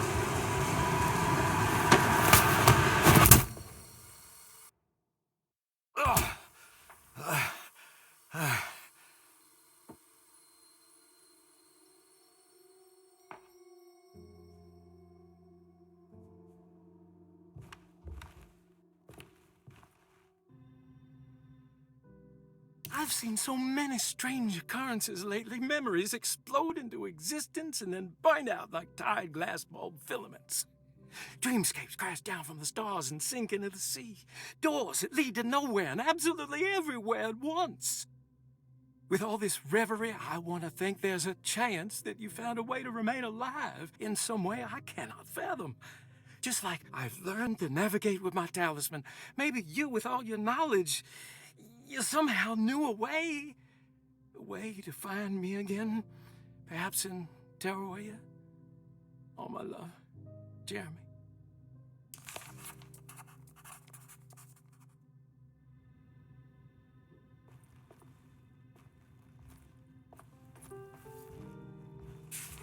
She's dead.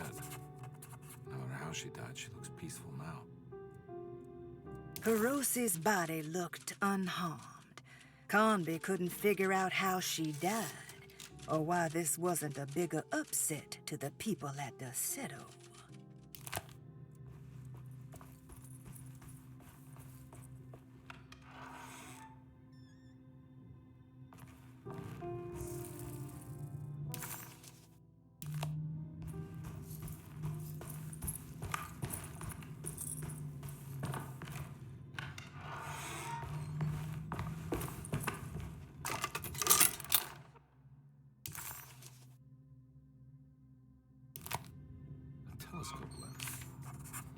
Jeremy had found a way to enter Teruea, but he wasn't allowed to go.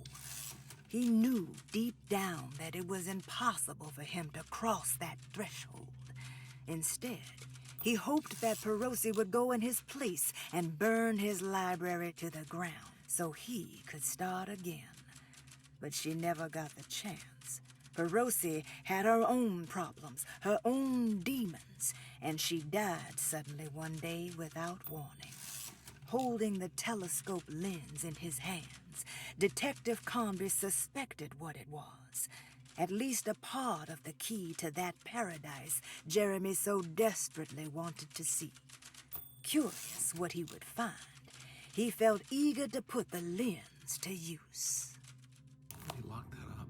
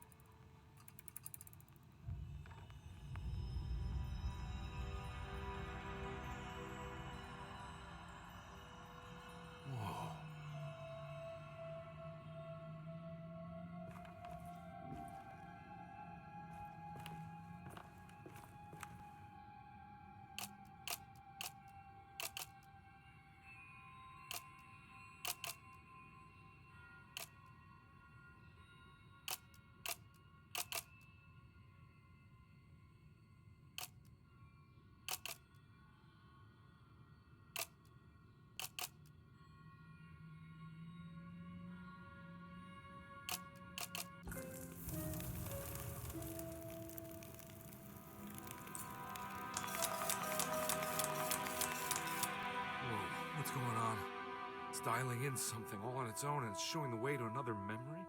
Where is that?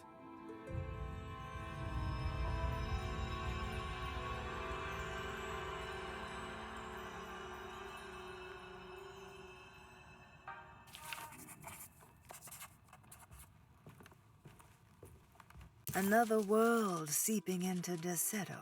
Was this a taste of that mysterious Terrawea?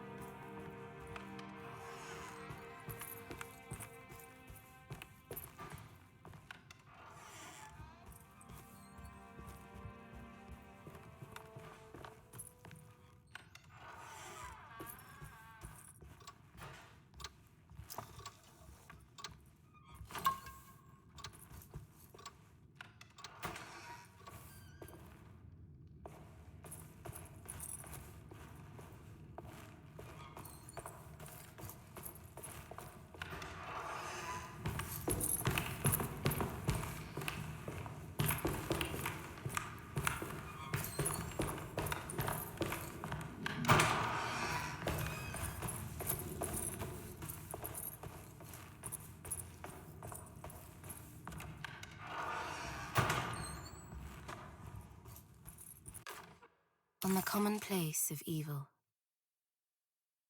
there lies virtue and stark irreverence, careless thoughts of luminous indifference. But blame not the beast we once were, which science so often wished to refer. Not the wicked full of sin, it is you who stand and grin. All our good intentions aside, whereupon we build our pride. Sunless solitude, follow not this corrupting light. Prophets of confidence always crashes out of sight. Hear me, for we all bear this mark. Thus we must remain alone in the dark. Here we go.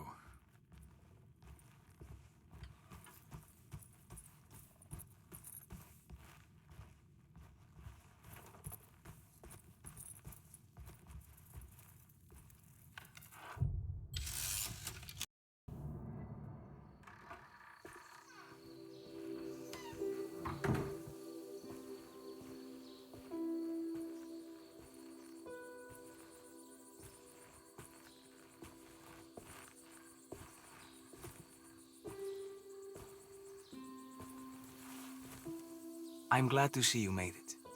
I had my doubts, but the hope you instilled has yet abandoned me. I guess this must be Terrawea. Who are you?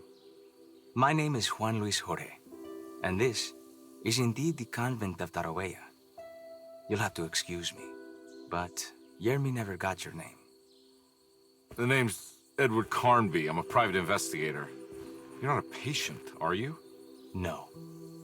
I'm the author of a book that Yermi once found important. How does that work? Are you part of this memory as well? Is this even a memory?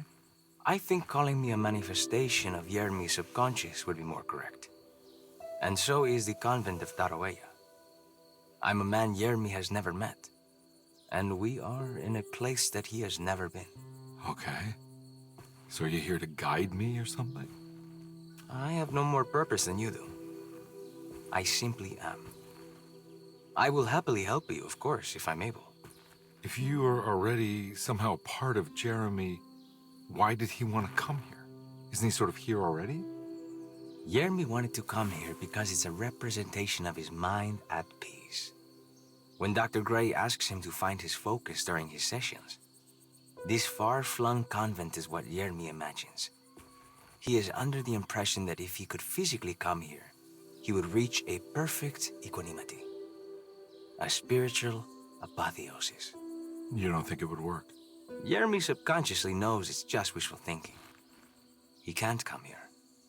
Despite the pathways opened by the dark man between their Seto and Yermi's psyche, it's simply not possible. But I'm here. Indeed. It's a shame it's just another place for you, Detective. Otherwise, you could have become a Buddha. Always a bridesmaid, never a blushing bride. Am I right? Yes, I suppose so. You'll have to chase enlightenment elsewhere. So what's the next best thing? What can I do here? You should seek out the convent library and try to find the truth about Yermi's relationship with the Dark Man. It's the sort of knowledge he represses and is unable to reflect on. Will it tell me how to break the pact? Perhaps. At least you'll have something to confront Yermi with. Wait, why can't you just tell me? I don't know such things. You'd be better off consulting the text of Dr. Freud if you want such answers.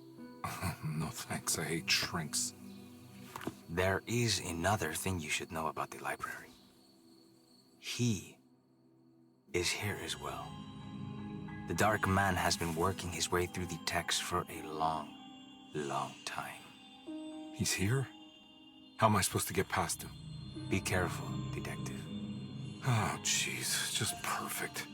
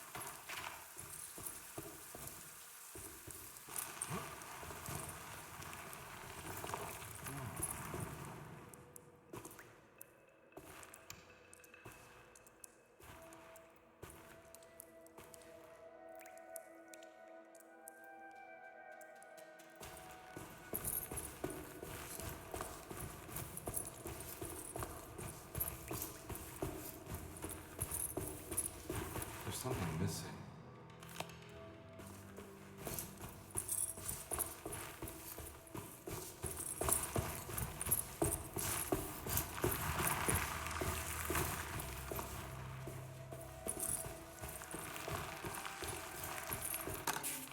The great library was endless, beautiful, and terrible.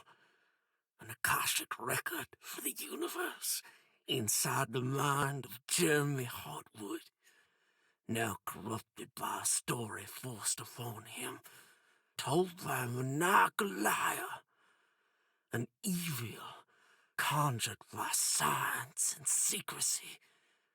I will suspend a room and lock away the foundation of his character. Its key will be left to the librarian, the only thing invisible to the prowler.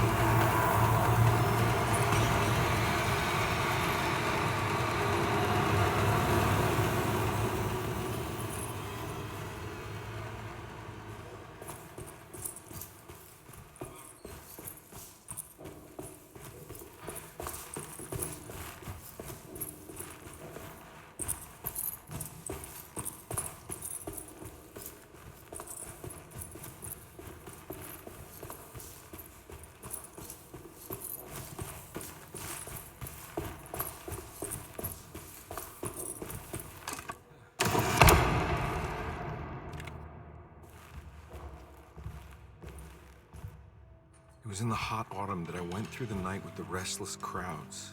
He was a kind of itinerant showman who held forth in public halls and aroused widespread fear. The New Orleans address of the event is lost, but I remember distinctly the Prext Shipping Company pressing their contribution. Hey.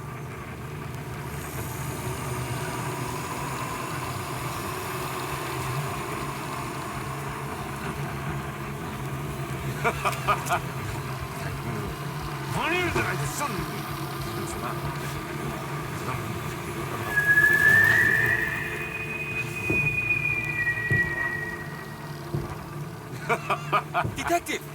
What? What?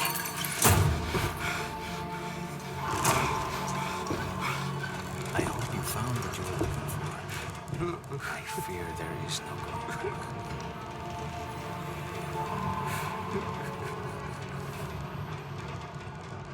I was so close. There must be something I can work with. Come on, Carby, think. Think. The shipping company. Prext. Right. Good luck, detective.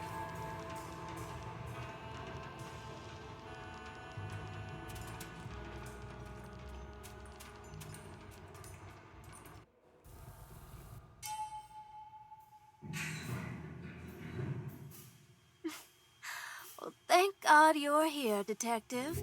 Sitting all alone in a place like this, I'd never live it down if the papers got wind of it. Hey. Ruth, right? Oh, don't pretend you don't know. I'm sure you have a whole file on me by now, Detective.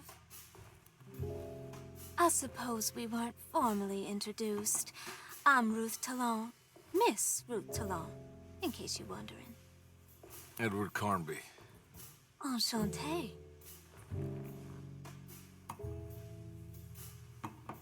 Are you sure? I had too many already.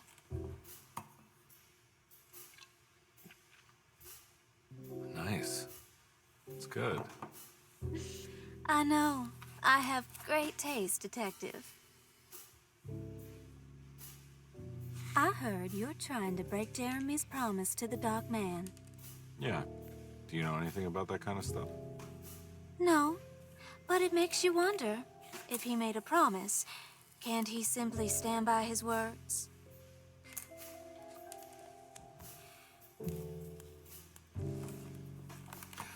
Look, I'm just trying to get Jeremy out of a bad deal, so he'll come back with us to New Orleans. Well, if all fails. What are you doing? It's a sign of submission to the Dark Man. I saw it in a dream once. What?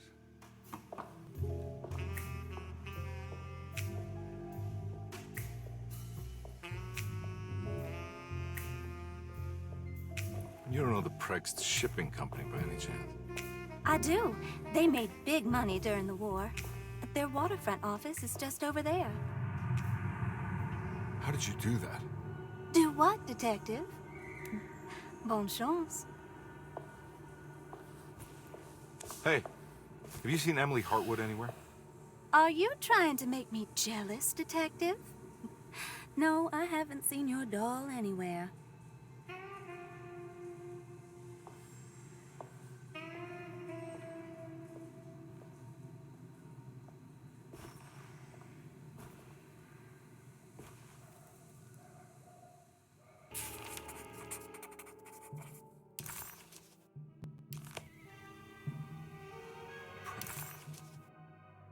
Somehow, Carnby was back in New Orleans, close to the docks. He could smell the pungent aroma of the Mississippi River. In front of him was the Prext Shipping Company. According to the book in the library, he should find the address to where Jeremy first met the Dark Man, inside. Carnby felt Shipping Company. According to the book in Tarawea, the Dark Man is connected to a performance that Jeremy went to somewhere in New Orleans. I'm sure I can find the address inside.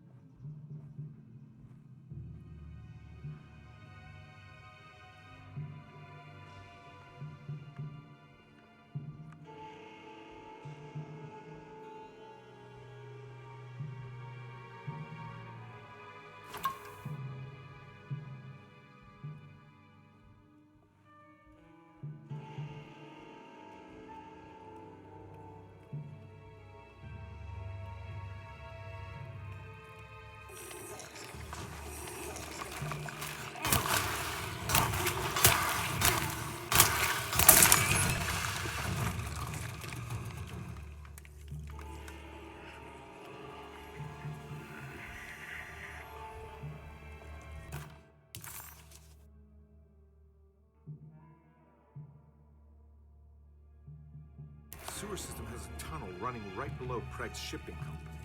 I bet I can use it to get inside.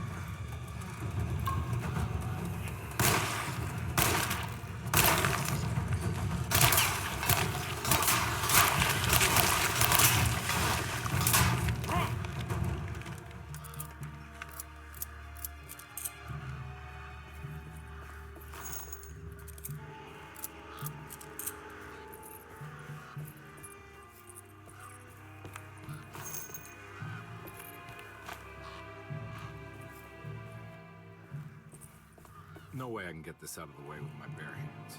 But if I get that crane going, that should...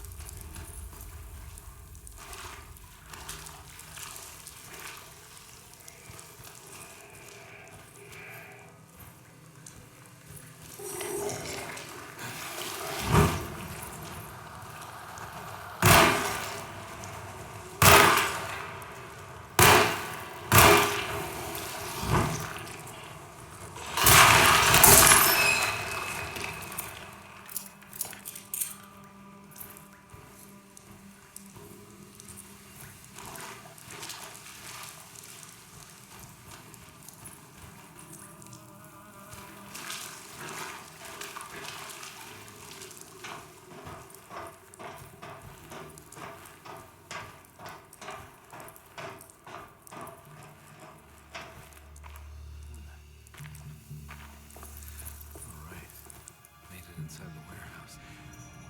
The office must be upstairs.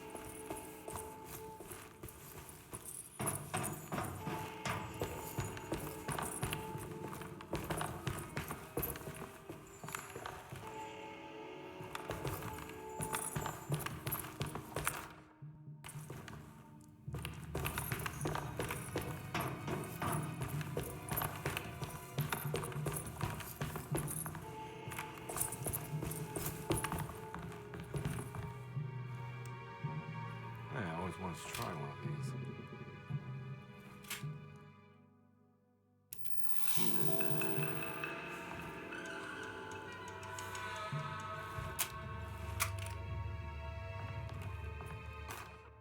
Our ship was raided while in dock. All of his things were recovered, but blood was shed. Several men were carried into the Mississippi River and drowned by ones who live in the deep. All items have now been signed and delivered. Now best keep the papers safe. What is left? Later is right, and hell is back again.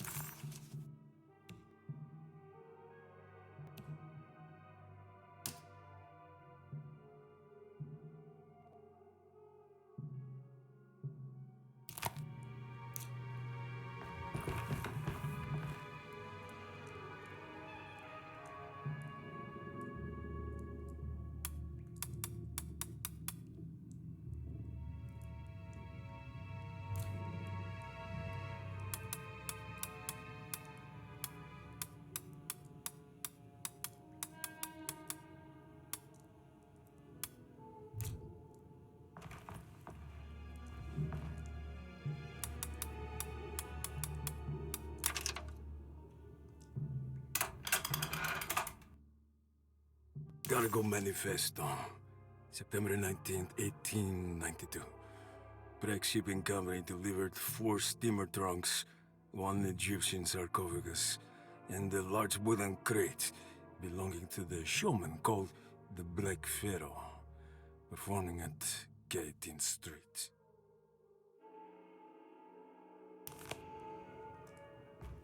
Here we go. The address where Jeremy first encountered the Dark Man.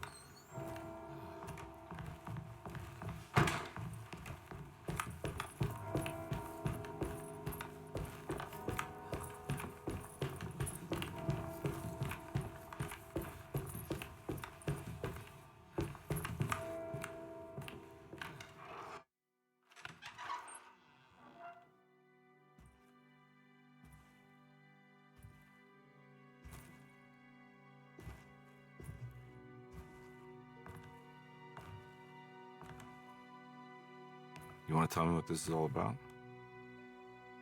Welcome, Detective, to the greatest show this side of the Mississippi. Hotel, the Black Pharaoh, the ancient magician who lived 1,000 lives and wore 1,000 masks. I can see why you settled on calling him the Dark Man. Saves your breath. So, you got scared by a stage magician, and now he's living inside your head. You can mock me, Detective, but you would be the crazy one to think his presence can be ignored. Look where we are!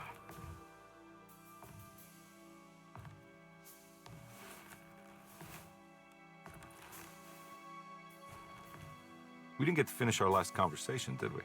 You were about to tell me how to break the contract with the Dark Man. No, we can't.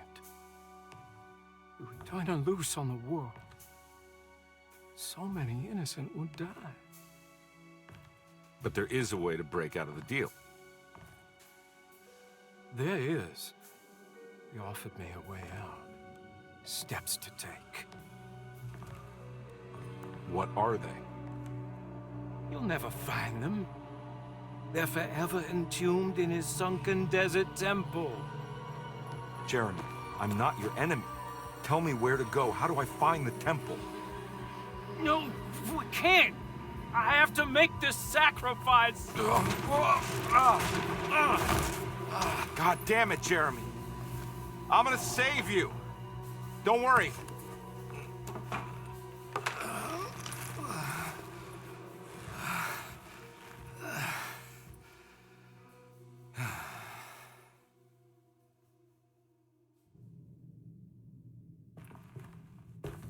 How do you save someone who doesn't want to be saved? Well, he's gonna get saved no matter what. I just need to find the temple somehow.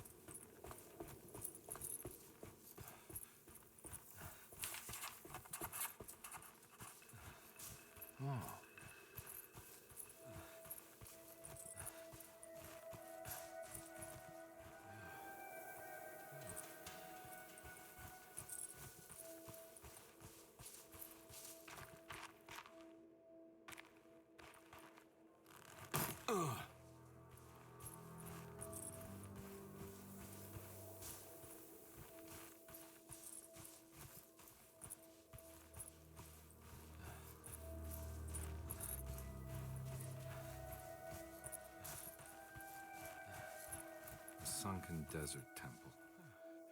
I better get down there.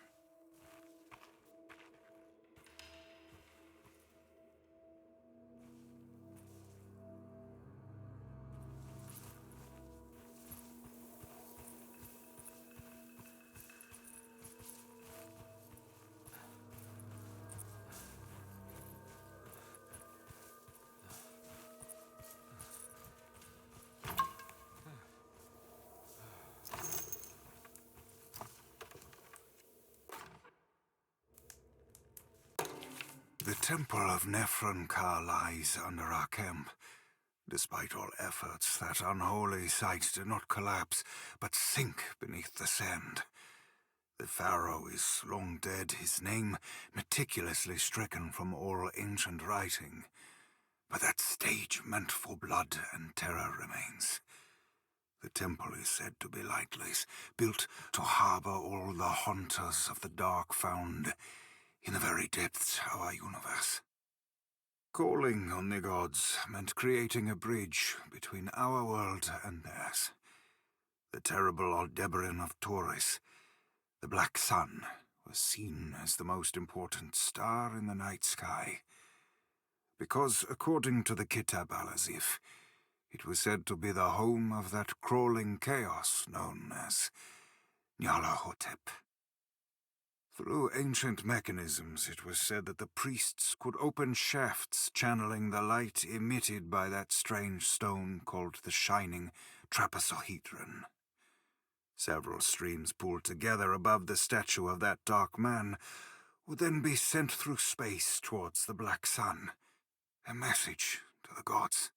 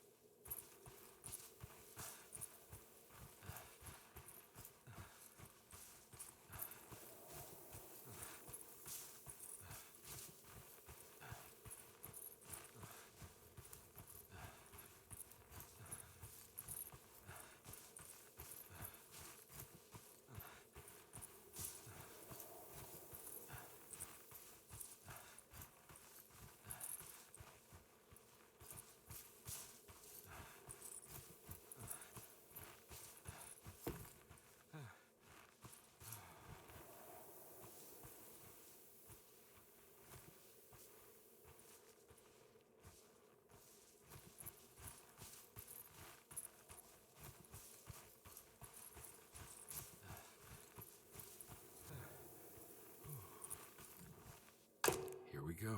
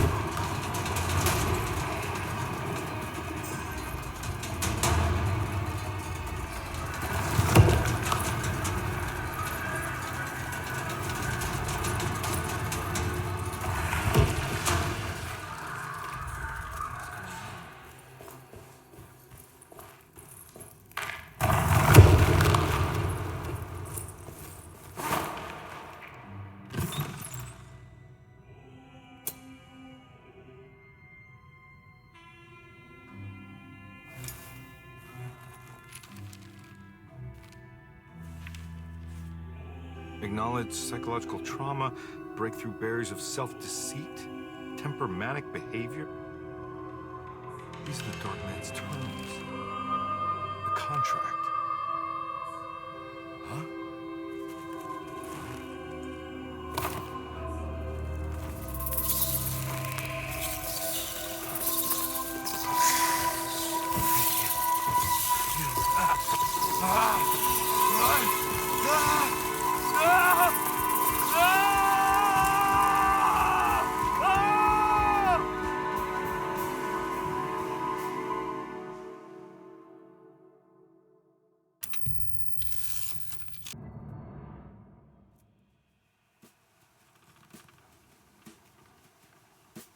Hey.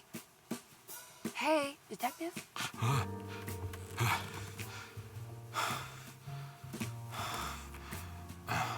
What are you doing? Oh, I found some. Great. Was it alcohol? God, no, I just got the wind knocked out of me. I think I know how to break the contract with the Dark Man. What exactly does that mean? Everything going back to normal. All right. I found some more information on Dorsetto and the patients. There are some seriously strange things going on here. I'm pretty sure 2 of the patients are dead, and maybe even the clerk. Oh, yeah. I kind of just gave up on worrying about that. Well, just keep your eyes open, I suppose. What were you doing again? Jeremy made a pact with the Dark Man to keep all the madness locked inside Dorsetto. All right. I'm gonna break it. I just have to... Where is it? Where's the talisman? It's around your neck? Ah! I worry, Detective. Don't, I'm fine. I worry that you're not much help on this case. At least you're a good distraction. Trust me. You're getting your money's worth. At this rate, I'm an absolute bargain.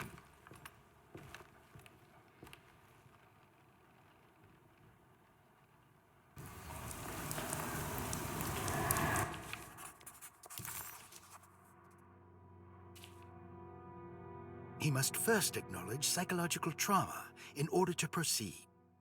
The lying must stop, so we can break through the barriers of self-deceit. Finally, temper manic behavior.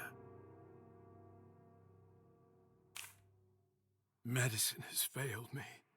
Nothing can be done to dispel the hardwood curse. Only the sacrificial dagger may release the despair from Jacob's eye. Yet, doing so would be the doom of Dorsetto. Let this curse of mine be a weapon for once. I accept your demands. Oh, crawling chaos. Build your prison around this godforsaken hospital. When evil has been starved, I will stay buried forever.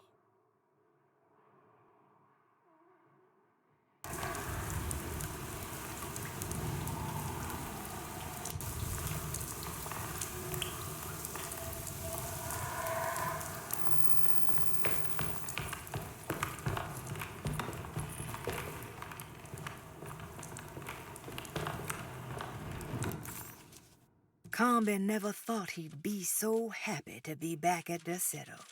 It felt like he had crawled through a long, dark tunnel of misery and regret. Now that he was back, Combe could look into the steps mentioned in the contract. But there was one thing that gnawed on him.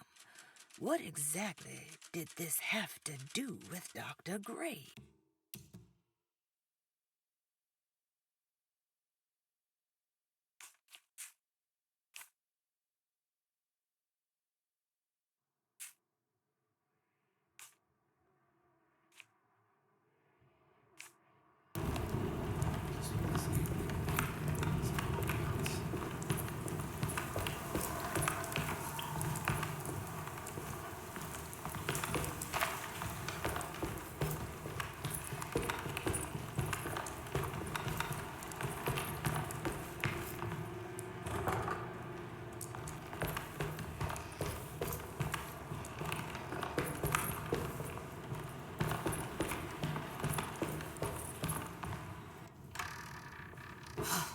Got to be around here somewhere.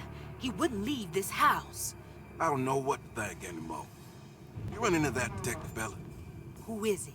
Can he be trusted? I think he one of the good guys. Well, you know, like us. Will he be all right with her coming? Praise the mother.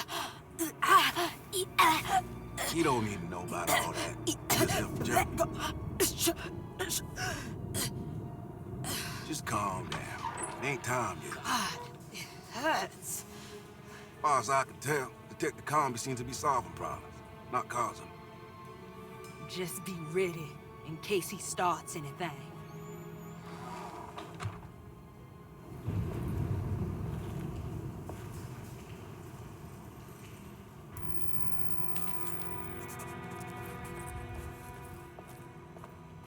The two orderlies still hadn't found Jeremy. Conby figured this was good news. Emily had reminded him about some strange deaths at Desolate, and Conby wasn't sure who he could trust.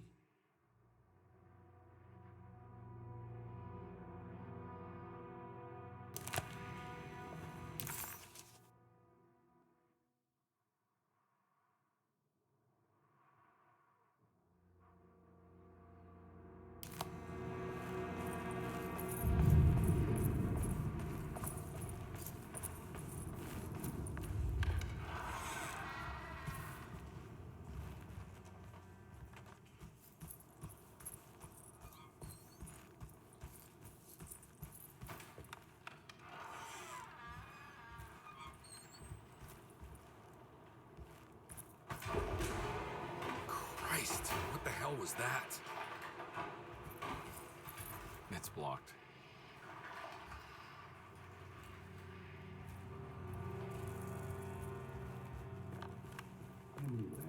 I don't want to run into the orderlies right now. Not sure I can trust them.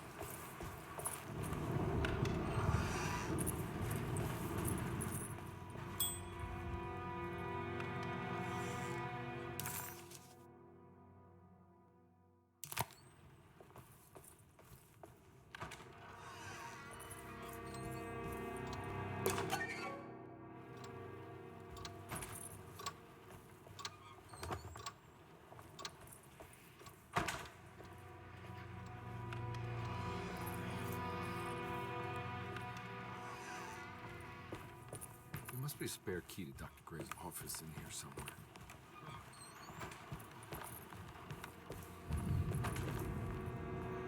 I don't have the combination for this. Maybe Jeremy did.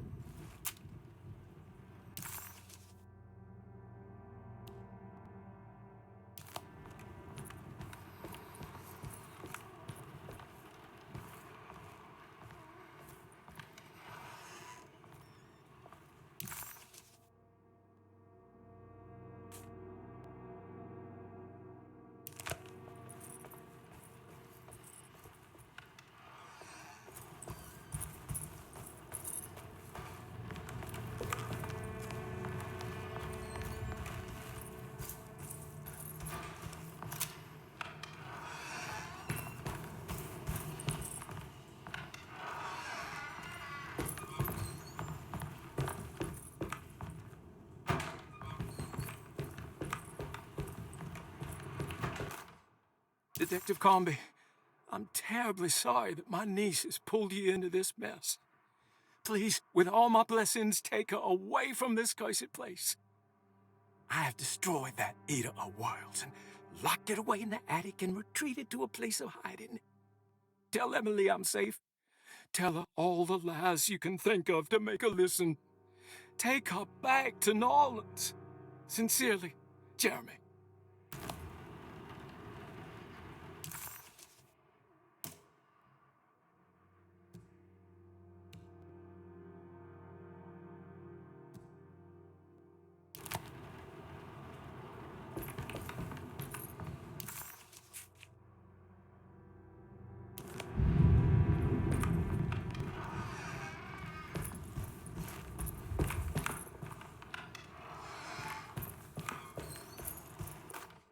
Brother, I need you to trust me. This is the most important moment in our family's history. I know you have doubts and that the terrible Mama Loa told you lies. I would never betray you. I promise. Lottie.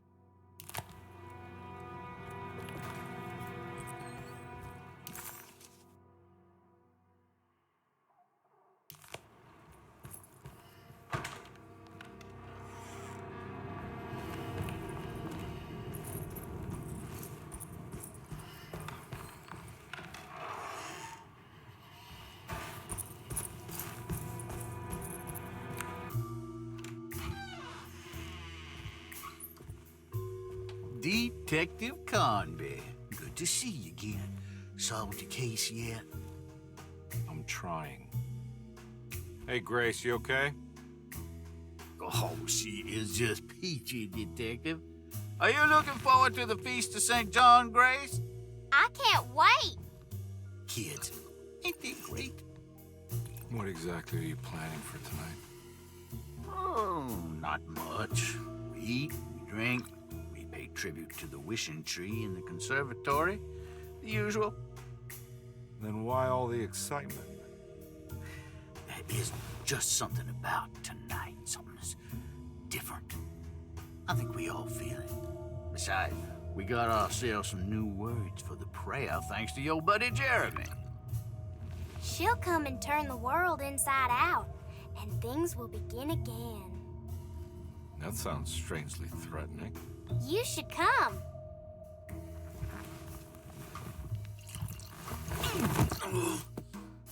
God damn it, Grace. Stay put for once.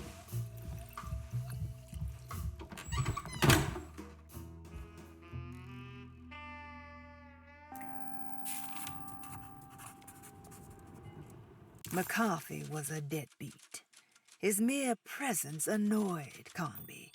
It was like watching the worst version of himself mock him by simply being worthless. While Conby enjoyed watching the child outplay the drunkard, there was something terrifyingly familiar about Grace. It was taunting him, like he was supposed to remember, but couldn't. I better hold on to these. Wouldn't want them to get lost.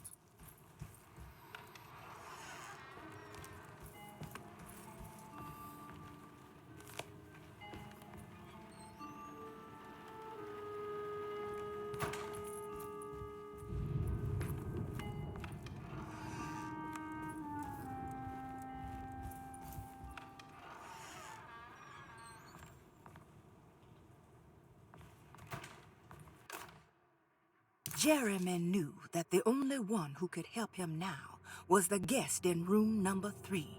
The room seemed to have been empty for so long. But that wasn't allowed to be true. The story needed to be different.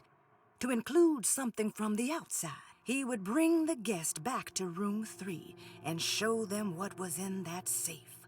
913. But those were not the right numbers. That was the combination for the safe in the clerk's office.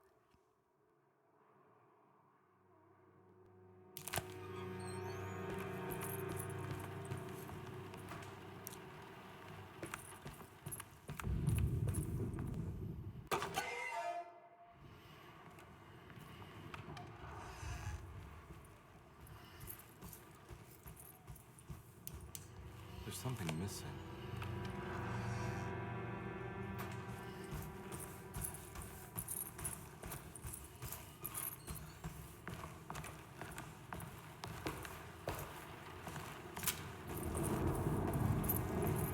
I can't leave. I got a job to do.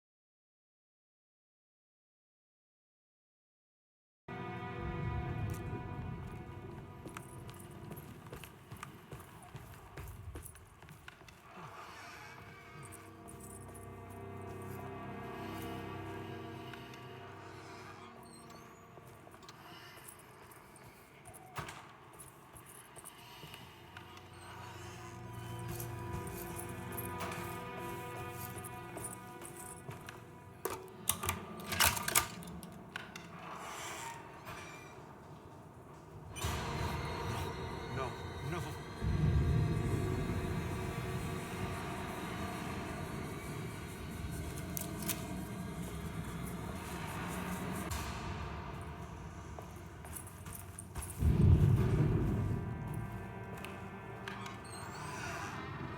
Surprising. Maybe I've been selling that old barfly short.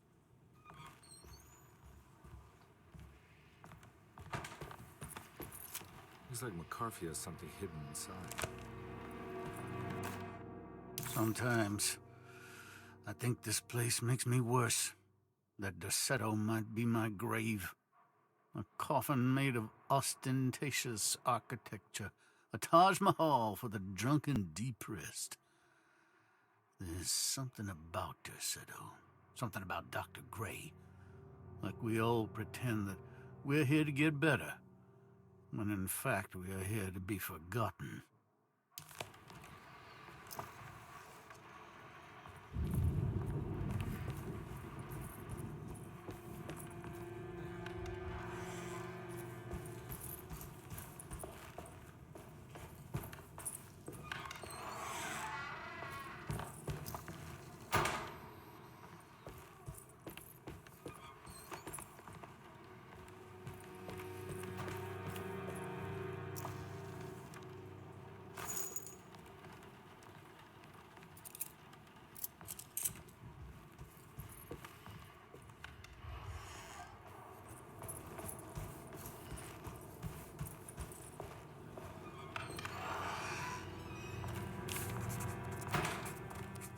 This is my room.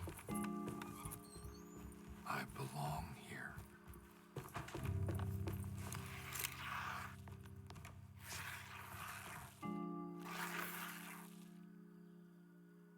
I know that number. Where's that from? I did this.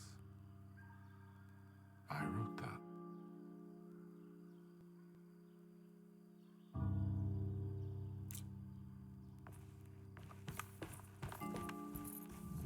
I know the combination. I carry it with me.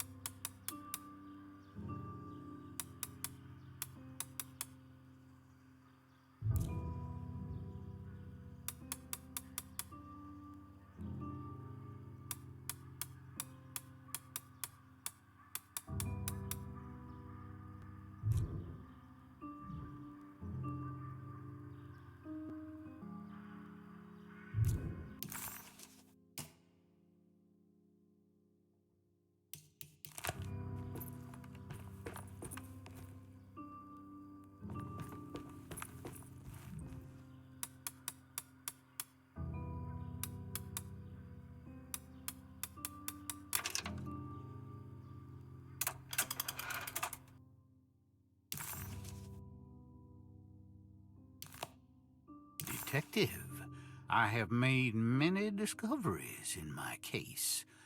The child we want is safe, thanks to good people like me and you.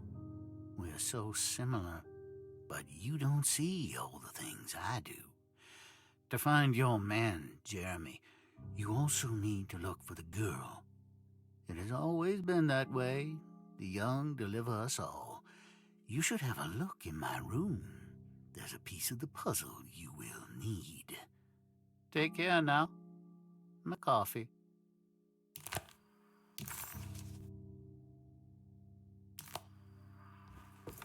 How long have I been here?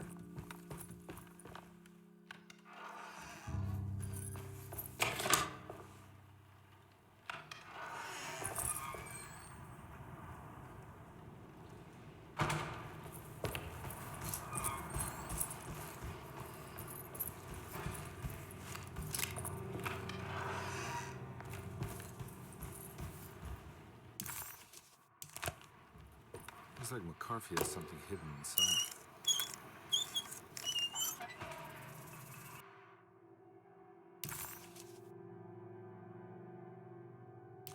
Why would McCarthy lock this up? Was he trying to keep Grace from completing the shame? If so, what the hell happened in here?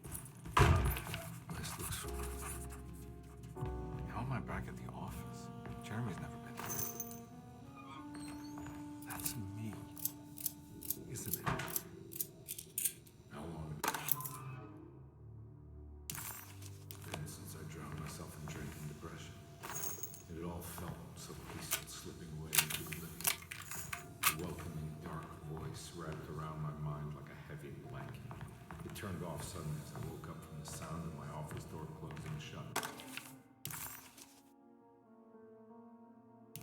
A messenger had left a telegram from Mrs. Saunders.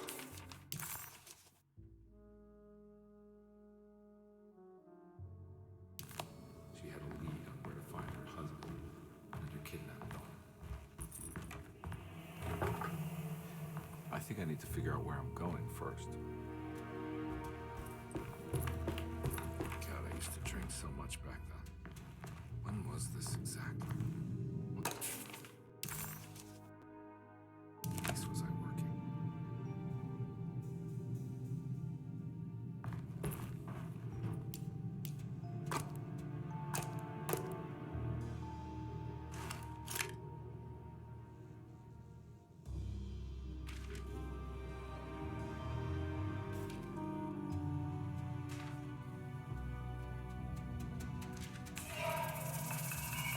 I remember this case. Some kid got taken by her father, headed out of state, but he had made a mistake by selling a painting that his wife actually cared about to a collector named Thornhill to fund his venture. That's how I tracked him down. At least I think so.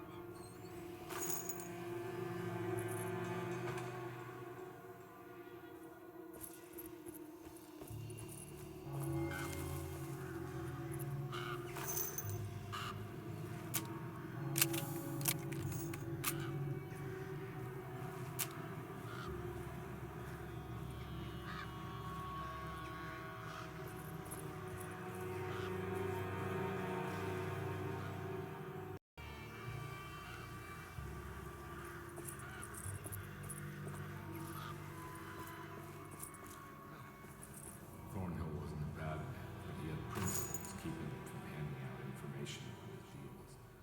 So it needed some convincing.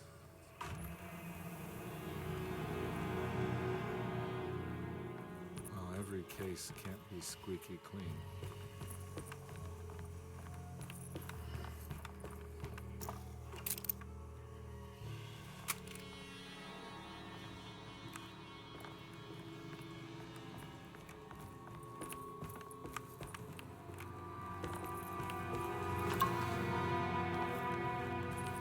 Mr. Saunders had sold a valuable painting to Thornhill, hoping the money would carry him to wherever he was going. The painting, now leaning on an easel in Thornhill's bedroom, had a certain mesmerizing gloom that seemed to call out to me, telling me I was needed for something important. I felt myself falling into the painting, only being brought back by Thornhill, thrusting an address to a Hotel St. George into my hand and asking me to get the hell out.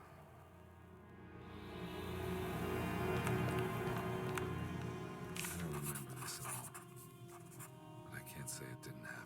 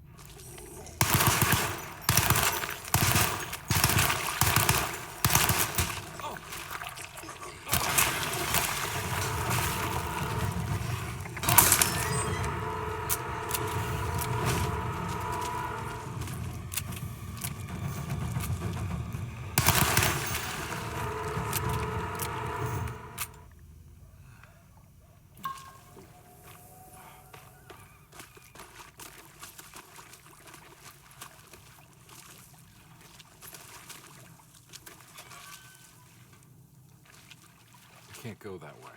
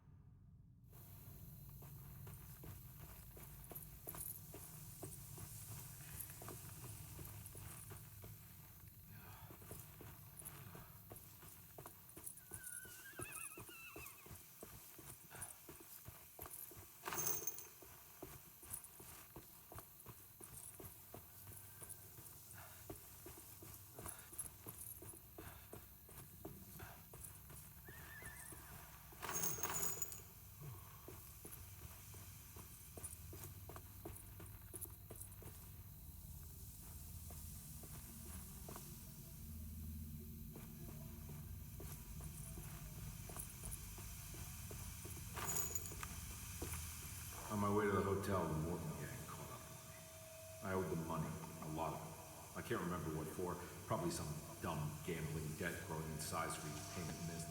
I punched one of them out, and I sent the others packing. It was just stupid. They'd be back.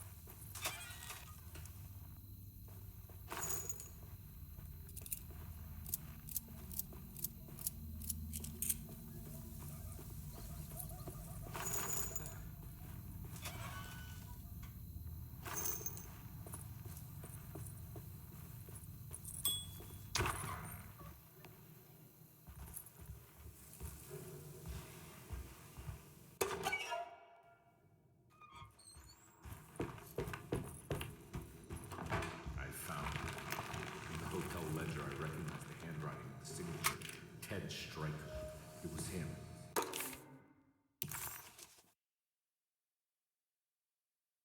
Feel it. It was the kidnapper I was hunting. I put on my knuckles and hurried up to the room.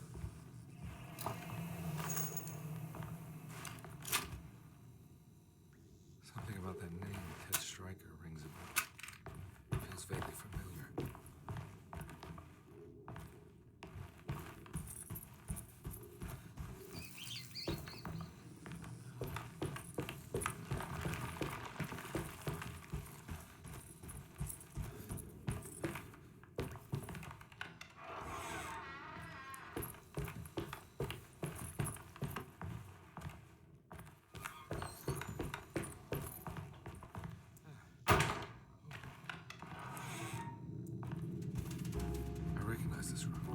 can't catch up with them here. I must have followed them. But where?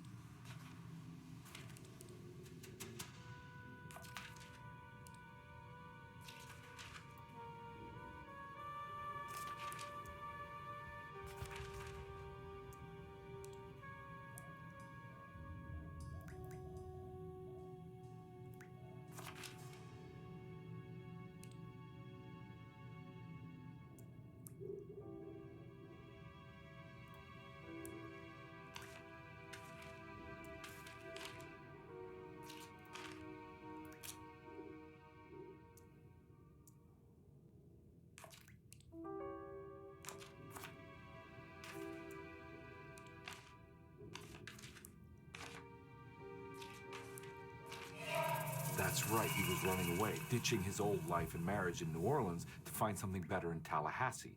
And he took his daughter with him against the will of the mother. That's why she hired me. But I stopped him. I caught up with him at the Pearl River Bridge. Detective Conby didn't recognize the bridge across Pearl River. It was firmly obfuscated by trauma, events that had left Conby scarred for life.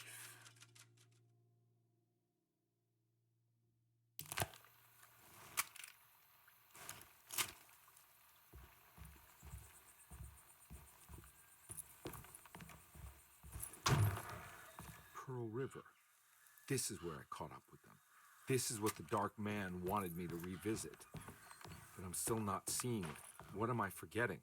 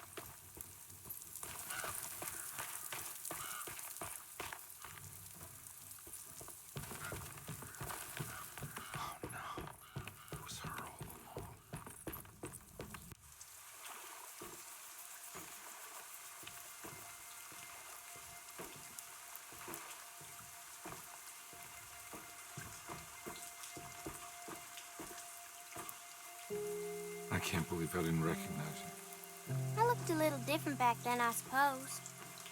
Was any of this real? How do you mean? This day, just... so much is happening. I can't...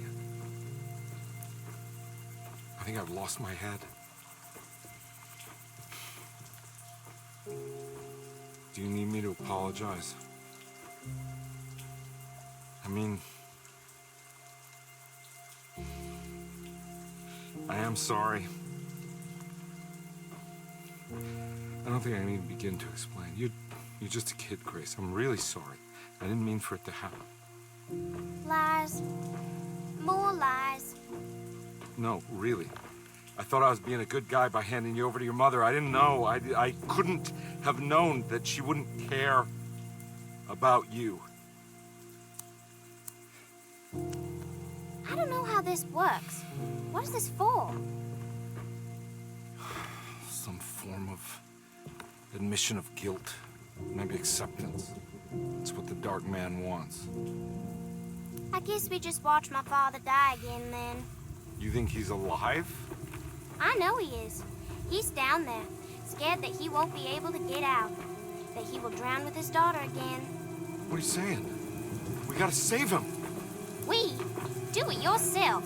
I'm down there with him, remember?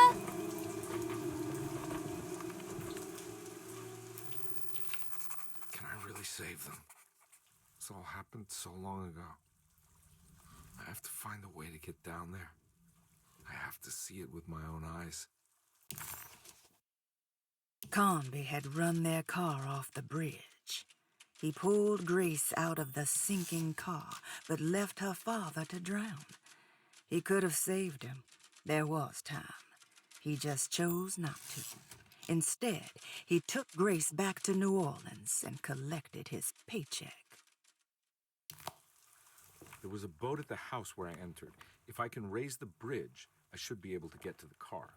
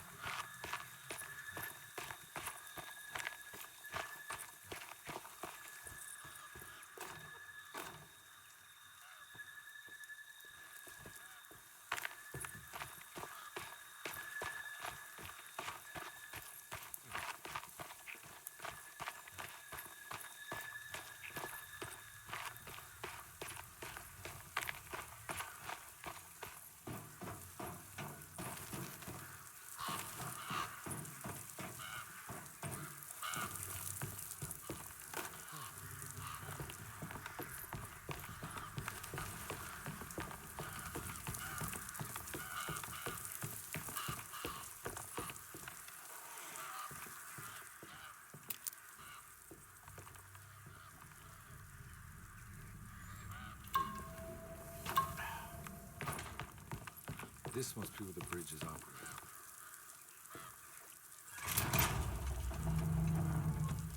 Nothing's happening. It's like something's holding it back.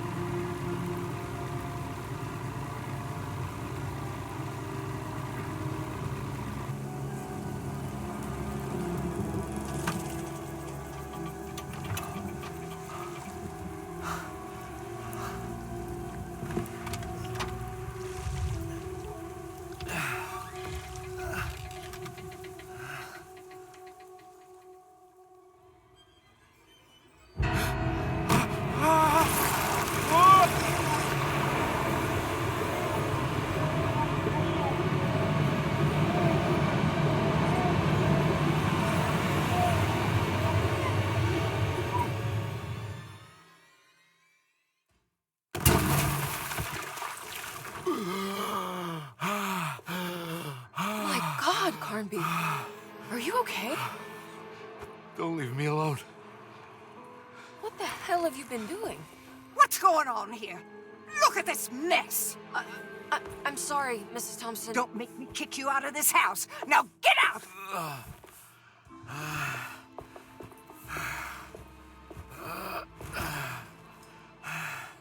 Hey, Detective. Mr. Carnby. I'm really worried about you. I'm okay. I just need to catch my breath for a moment. This place, there are some very disturbed figures around here. And I don't think it's just the patients.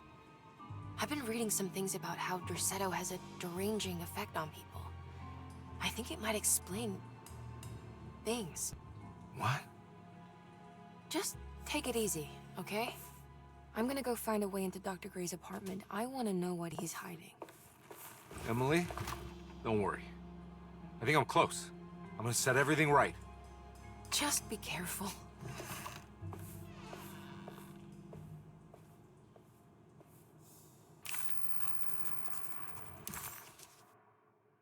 Carnby had run their car off the bridge. He pulled...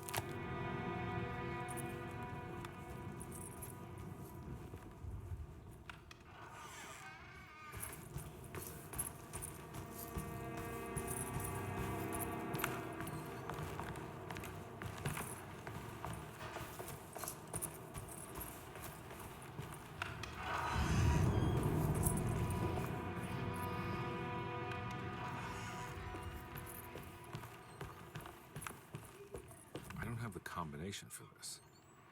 Maybe Jeremy did.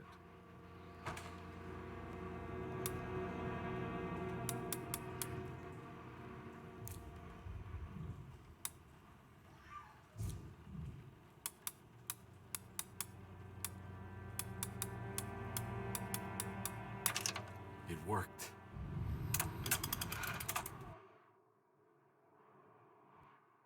The last guest in the empty room suffered from severe maladaptation.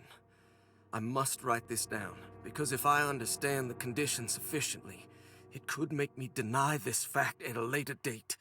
And there is reason for me to think I may come to suffer the consequences from this dysfunction, as some who came in contact with the guest seemed to adopt a new worldview in which everything was predetermined but broken.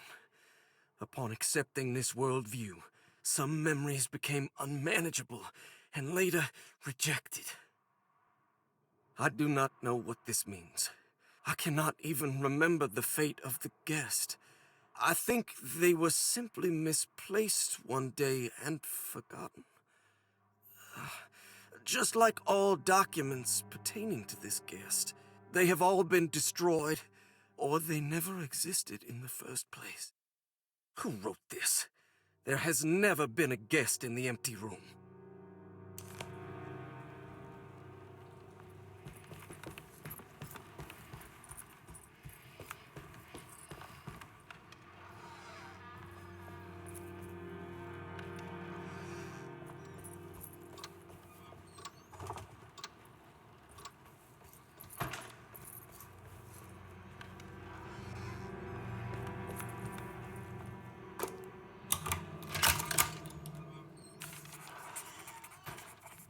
Dr. Gray's.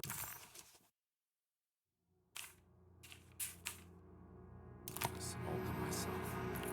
Let's see if we can figure this guy out.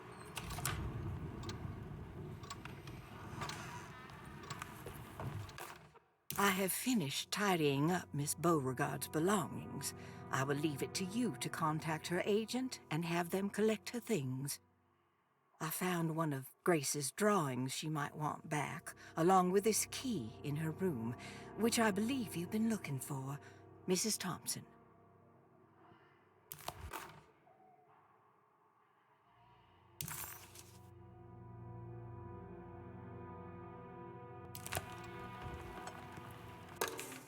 This is where McCoffey has hidden my favorite young. It's very important.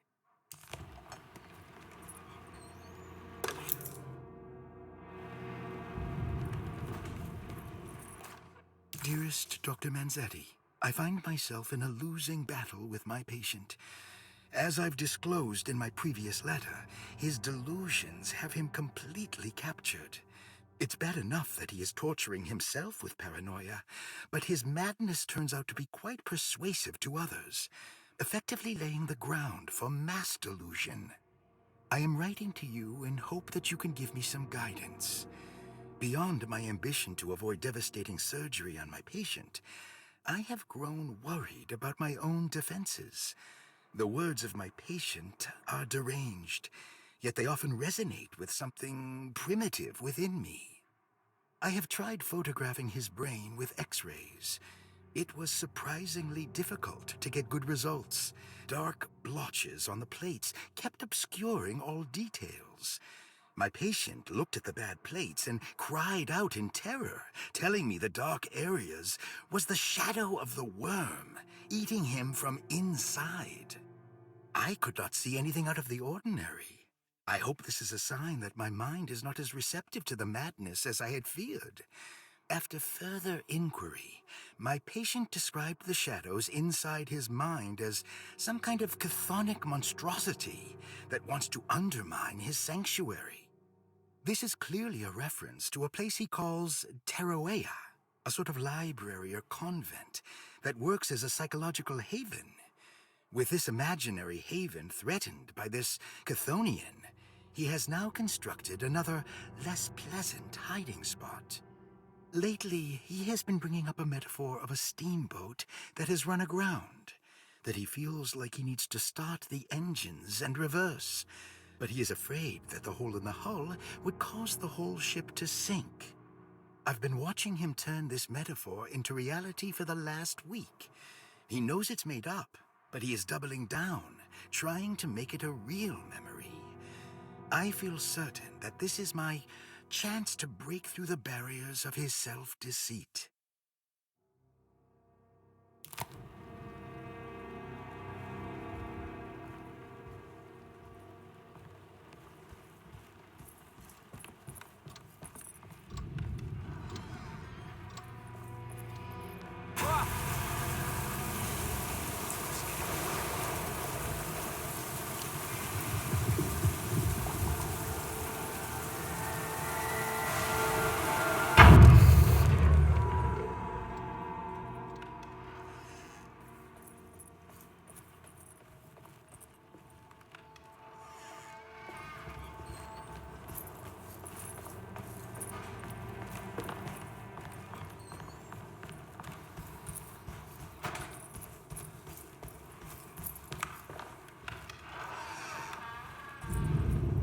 There's something missing.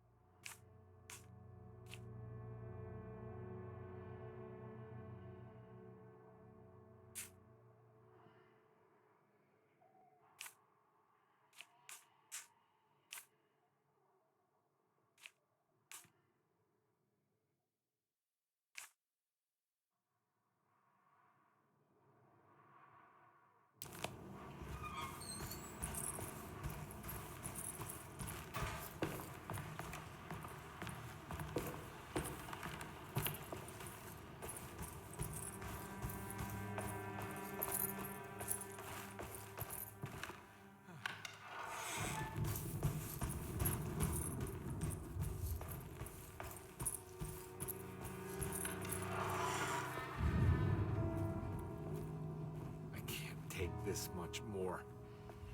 This has to end.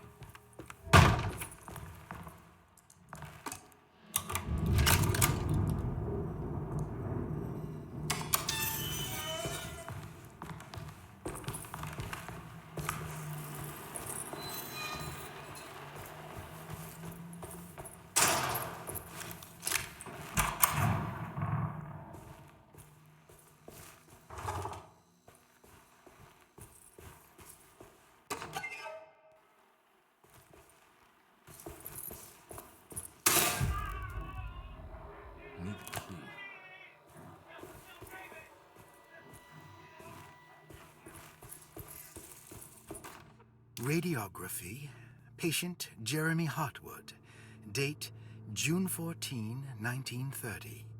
Plates. Jeremy's skull proved difficult to capture properly. Partial radiographs worked best. A complete picture of the brain can be assembled by piecing 3 plates together.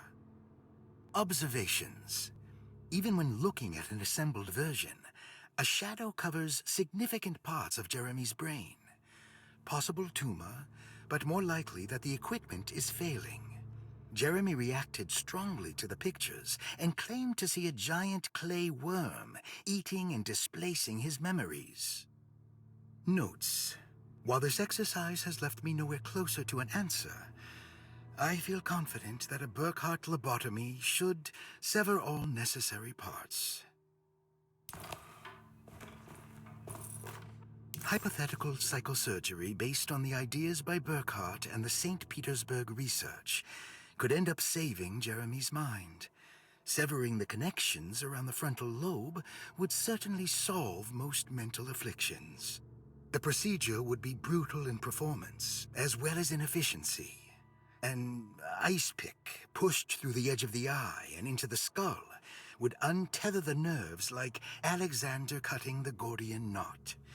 As this would likely leave Jeremy in a very different condition, all other paths should first be explored. The medical instrument I would need for this lobotomy is missing, and I should have Waits order a new one.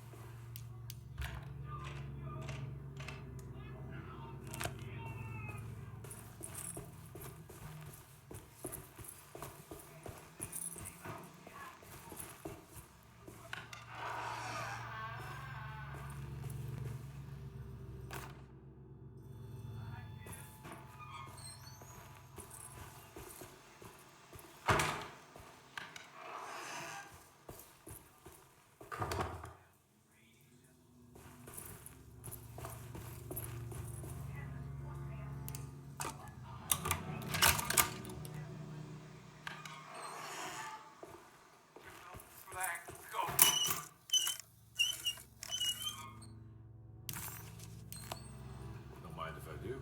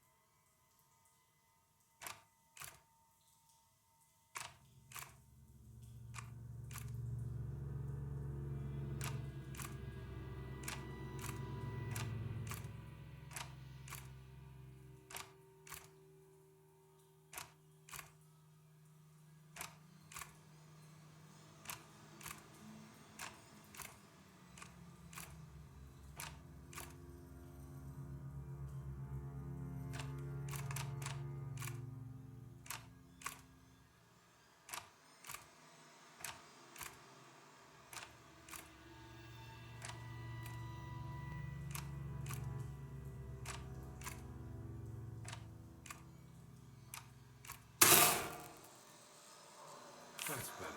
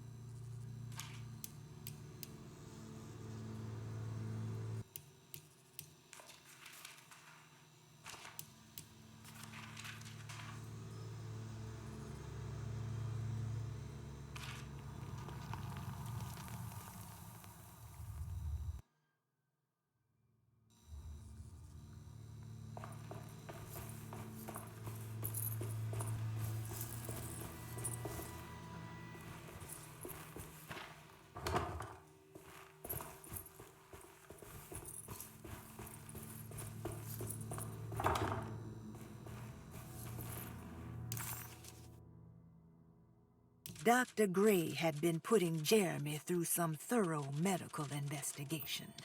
He was trying to break through Jeremy's stories and get to some truth, just like Comby was. Could Dr. Gray have been trying to break the contract as well?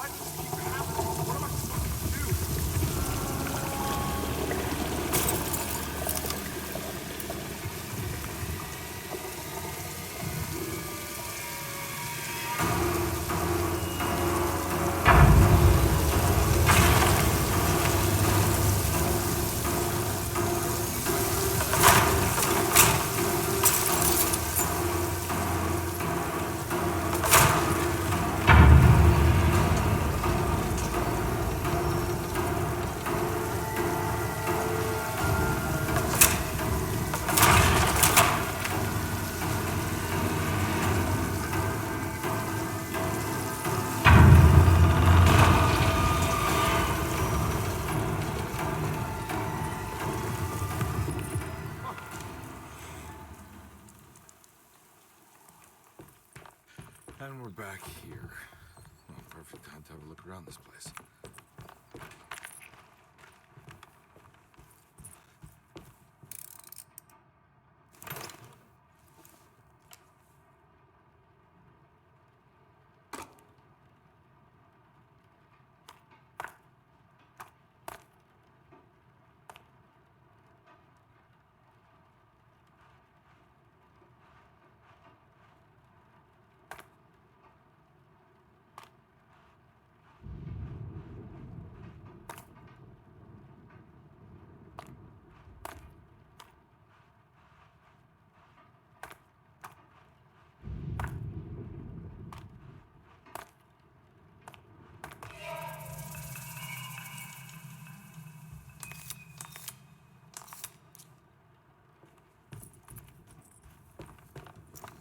What is that?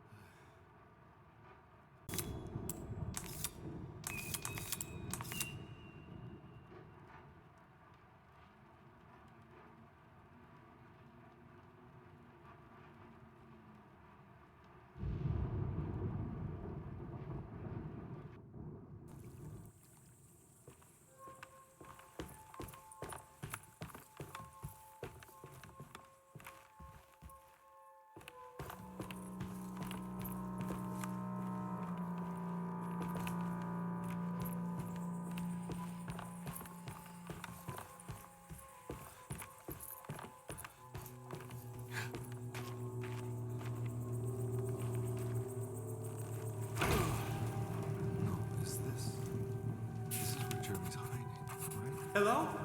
Is anyone there? Jeremy? I need help! Wait. Can you hear me? I'm stuck in the mud and the fire is taking me.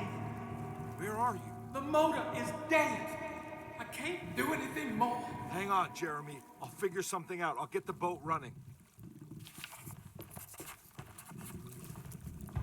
Jeremy was calling out for help, but Comby couldn't figure out where the voice was coming from.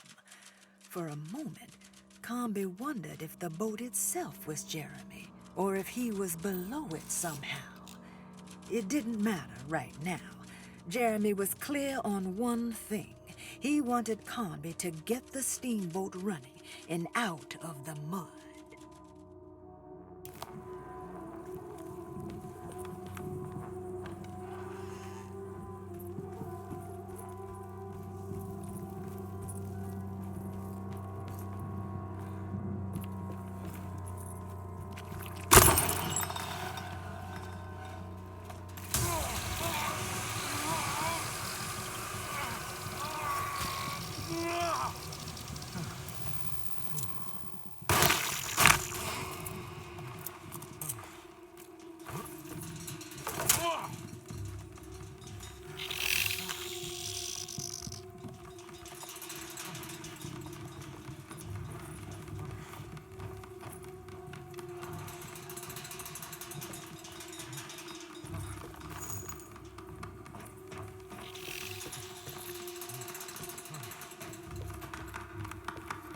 wedged itself right into the bayou. If I get the motor started, I could try reversing back into the river.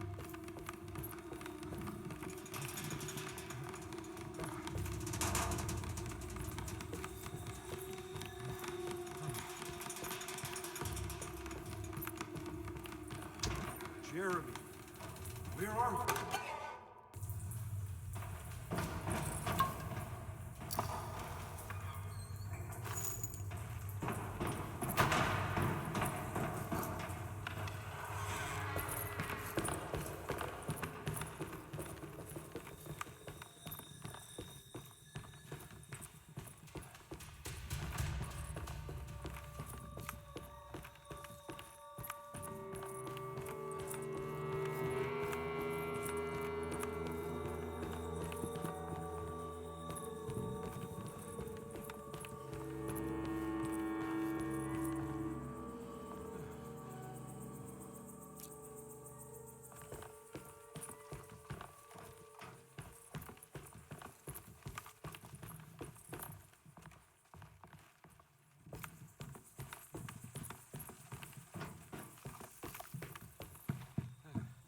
The winch is powered by electricity. I need to find a way to turn it on before I can use it.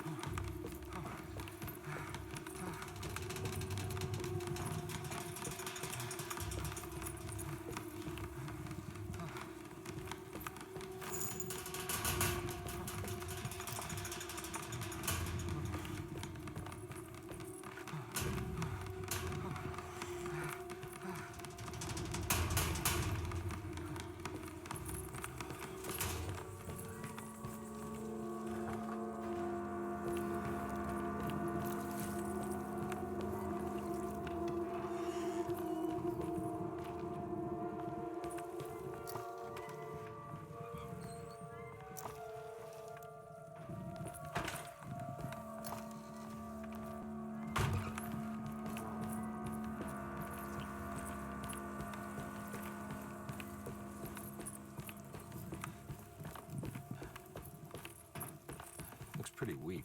I just need something to break.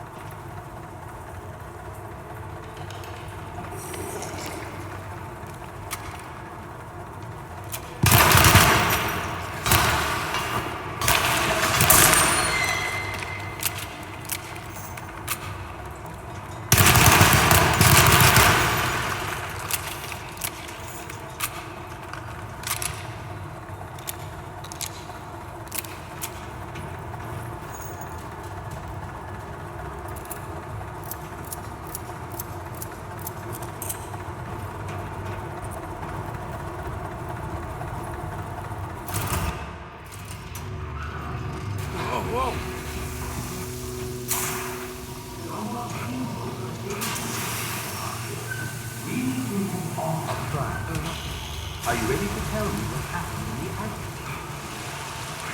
I put a rope around my neck, and then I strangled all life from my body. Are you under the impression that you died? Yes. No. I was supposed to die. What does that mean? That you were supposed to die? I'm the catalyst. I had to die to make the story happen. What story? What are you referring to, Jeremy? 30 years ago, Frederic needed me to die. You're not making any sense, Jeremy. Find your focus. Hey! I cheated everyone. I didn't play my part. Hey! I escaped my doom. My destiny. Again, find your focus. Hey, I'm right here. What the hell is going on?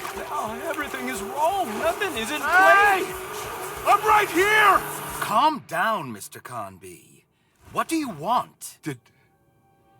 Were you not talking to Jeremy right now? I haven't seen Jeremy all day. Are you all right, Detective? No.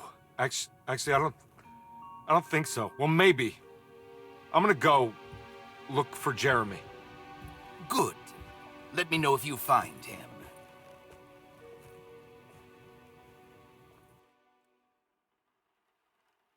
That was Jeremy's self-deceit? A steamboat stuck in the mud?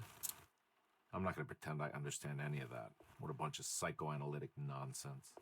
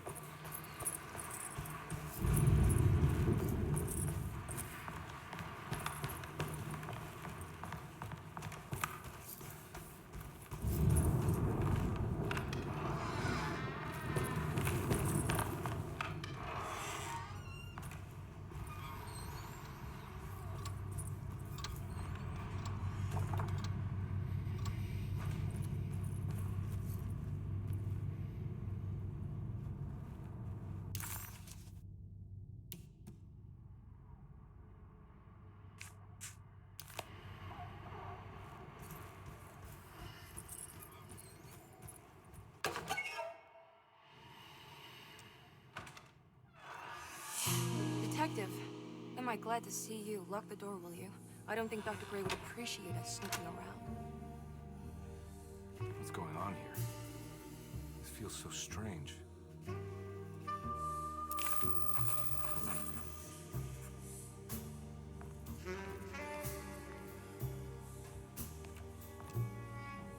Have you found anything?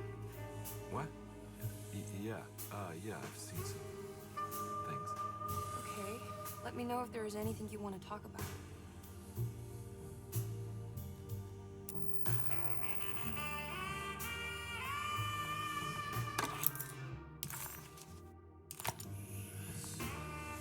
There's a book missing. What did you do? I was just rearranging the books. Well, come on, let's check it out.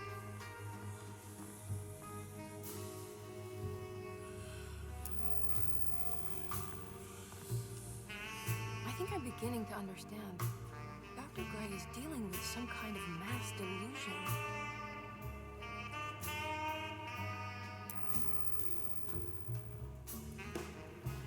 That mark on the floor looks like... Good to finally meet you, Mr. Hartwood. I'm here on the behalf of your brother Philip. You were expecting me, weren't you? Yes. You're from desolate, no? That's right. I just wanted to ask you a few questions to see if there is anything I can do to help you and your family. Okay. I understand you're full of imagination. You make up a lot of things. I suppose. And you obsess over them, blurring reality and fiction. Sometimes. Do you want to tell me about the Dark Man? No, I don't. That's all right. Perhaps there is something else you can tell me. Something you know to be made up, but you hold dear. Juan? John? Who's John? No, Juan Luis Jorge. Oh, wait there a moment. Here, take a look. Is he... Oh, he is the author.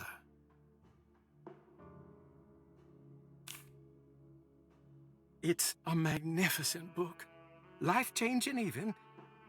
The real Juan is long dead, but I like to think of him as my friend. My most beloved friend. I see. Do you often do this? Fantasize about people you read about? No. Well, there is Jacob. Who is Jacob? Turn to the last page. Oh, it's a newspaper article. The Prisoner of Ice, Jacob van Ostad. Is he also your beloved friend? Oh, no, Doctor. Not at all. He is the fire that fights fire. Yes, I think it's clear your overstimulated imagination, this mania, needs to be tempered for you to live a normal life. I know your family calls it the Heartwood Curse, but I want you to know that there is nothing supernatural about your condition. It's all inside your head. And with that, I'm very qualified to deal with. In time, you will be cured. In time. Yes, in time we will exorcise all your demons, all the dark men. Yeah! Please, Mr. Heartwood, calm yourself. What happened? Oh, don't you worry your little head about it, Miss Heartwood. Your uncle and I just had our first breakthrough. Talisman positions, but from which direction should I look at? What were you saying about mass delusion? Your shadow seems to have a deranging effect on people living close by. It has a history of creating cults devoted to some nature goddess. Even the name Derceto refers to the cult existing here before the Civil War. Derceto was the name of an ancient fertility goddess worshipped in Syria. Dr. Gray and his friends, however, seem to prefer the black goat of the woods with 1,000 young, or Shub-Nigroth. And that name can only have come from my uncle's twisted mind.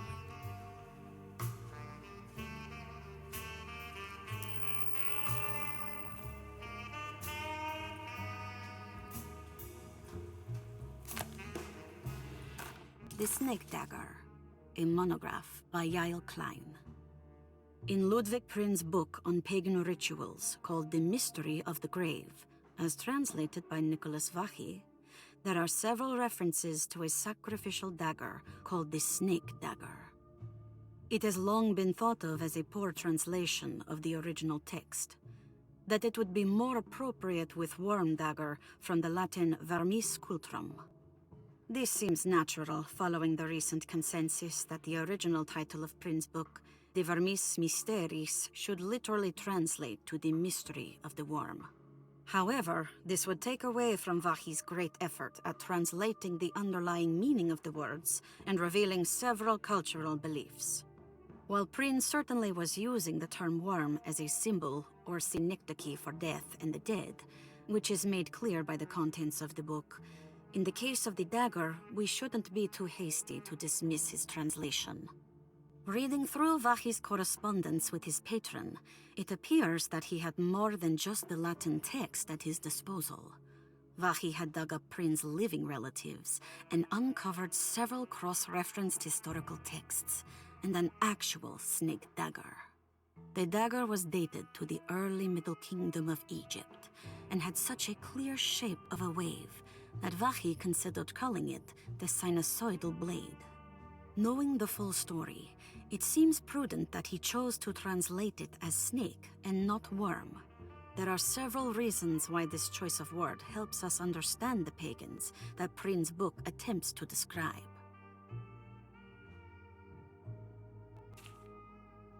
The symbolic value of the shape becomes more apparent when reading about the use for the dagger. In the passage of possession and exorcism, we find the snake dagger poisons the poisoner within the victim and is therefore pacified. Where the literal text would tell us that the worm dagger trumps the demon possessing the victim, it tells us nothing of their reasoning. Only that somehow this dagger wins against the demon, like it had the better hand in poker. Vahi's translation allows us to follow the underlying logic to the ritual magic that is being performed. Poison the poisoner sounds like fighting fire with fire. That to hurt the demon possessing its victim, the priests would have to fight back with a power that is known to the evil they are fighting. The snake dagger is therefore not only a good way to describe its form, but it also helps us understand how it could be thought of as a useful tool for exorcism. Finally, it also helps us understand their relationship to lunacy, that it was thought of as something poisoning the mind rather than controlling it. What is also interesting to note is that the possessed are always considered poisoned in their head and not their heart. The snake dagger always went to the eye of the possessed, leaving them partially blind, if they had the good luck to survive.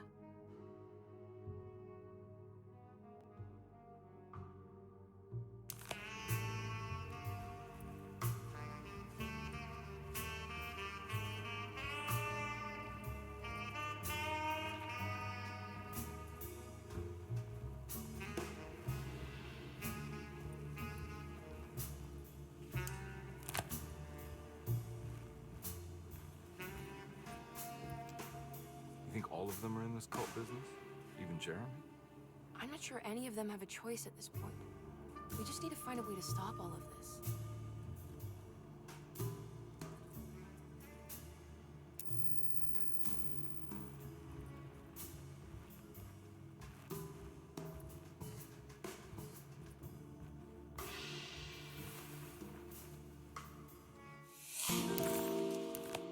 Huh. Has that been there this whole time?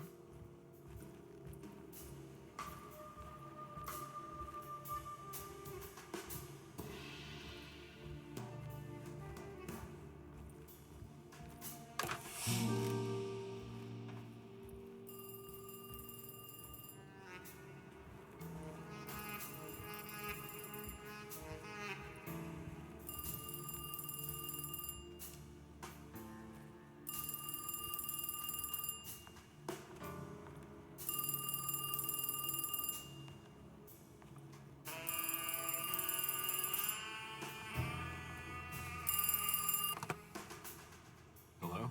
Detective Carnby? Who is this? Jeremy? Jeremy is with the Dark Man. You can't save him. Well, I've done everything you wanted so far, and there's just one more thing on the list. I expect him to keep his promise. Return Jeremy unharmed. Get out, Detective. While you still can.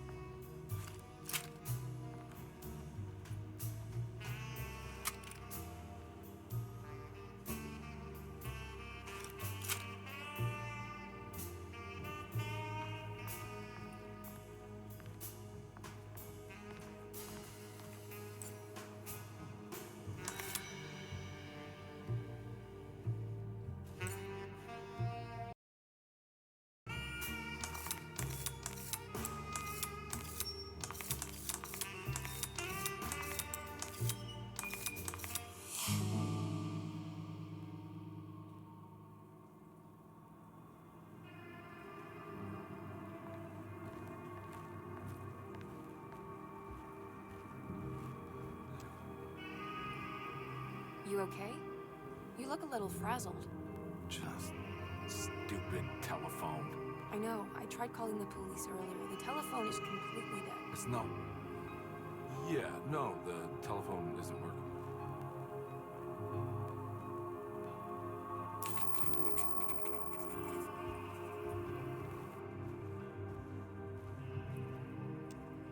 Miss Hartwood, I think you're gonna want to see this. Is there something in the closet? Yeah, there is. You don't see the very obvious gate leading to whatever Jeremy's madness is serving up next? I don't understand. Are you making some kind of fashion metaphor? I'm sorry, I don't have time for this. Can you just tell me what you're doing? You don't see this. It's fine. It's fine. Catch you later. Are you going inside the closet? Yeah. Got a problem with that? No. Do what you think is right, detective. Sorry, I didn't mean to. Goodbye, Miss Hartwood.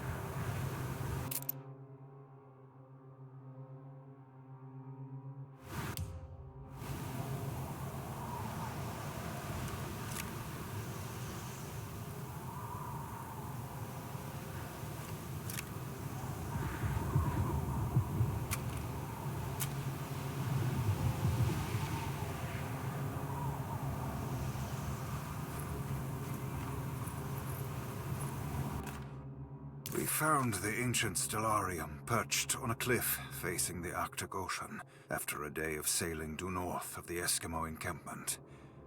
Jacob van Oostad was our most keen member of the expedition. He had been chasing down the source of a peculiar type of crystallized metal present in several sacred items among the natives on the northeast coast of Greenland. The site was a remarkable find for any explorer, and we were all enraptured in our search for enlightenment and meaning. The surviving architecture seemed almost unearthly in origin and astonishingly sophisticated. The metal Jacob was searching for was abundant, almost ubiquitous. We were so taken by our find that we were surprised by the sun falling below the horizon. As we quickly picked up our gear, ready to head back to our camp, Jacob van Oostad declared that he wanted to stay. He was adamant. We begged him to reconsider. The night would be getting colder by the hour, and we feared for all our safety. Jacob refused, threatening us with violence if we wouldn't leave him alone. As the snowfall turned heavier, we left him there on his own. The next day, the weather became worse, and we had to spend hours enforcing our shelter as our tents became increasingly useless. The group had written off Jacob, thinking he must be dead.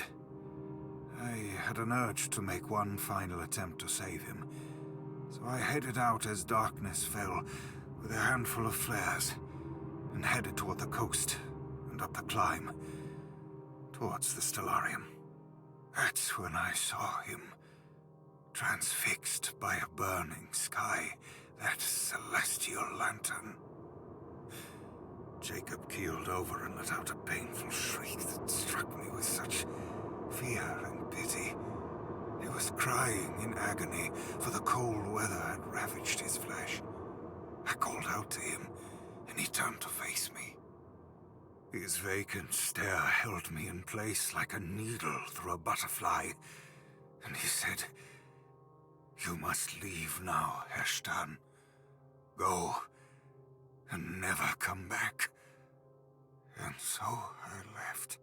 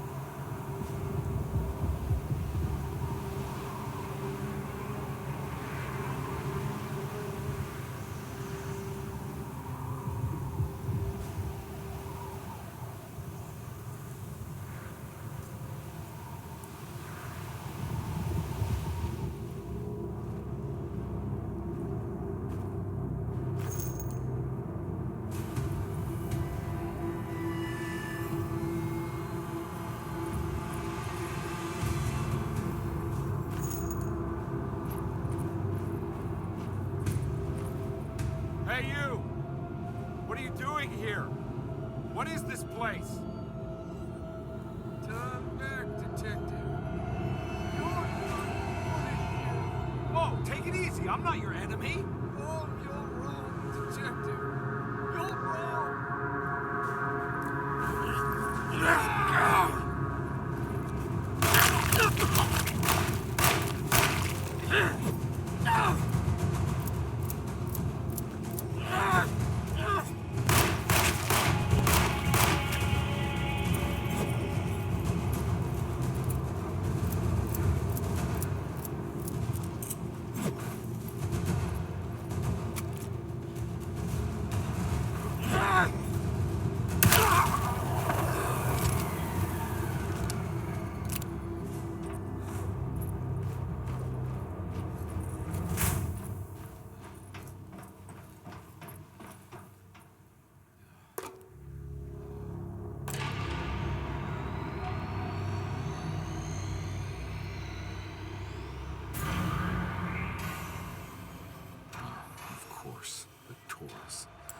I figured you wouldn't want your stars aligned, Jeremy, or maybe that is what you need. Temper that mania of yours.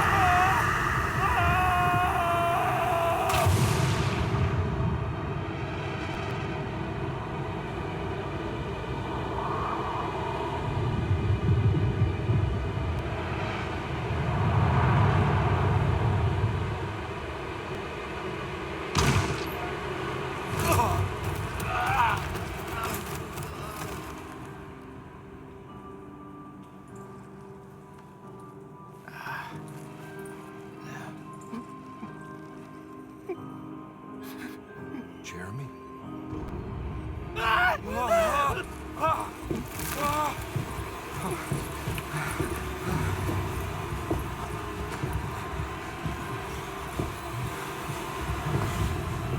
everything? Aren't you happy? Stupid charlatan. What more do you want from me? You want me to lose my mind? Oh, my lord! Doctor! Baptiste! Quick! Jesus. What were you thinking, compadre?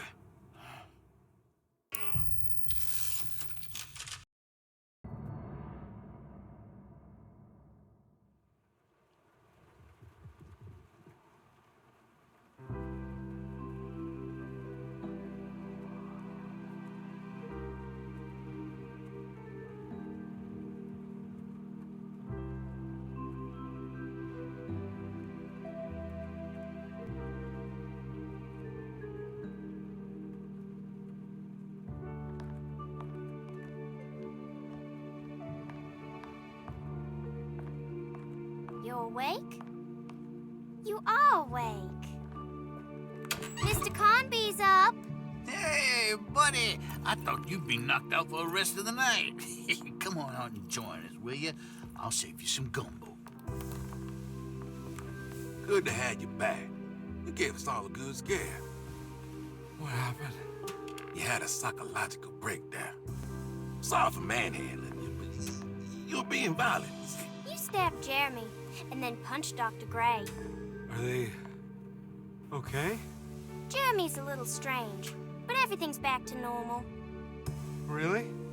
All thanks to you, combat. You want to try standing up?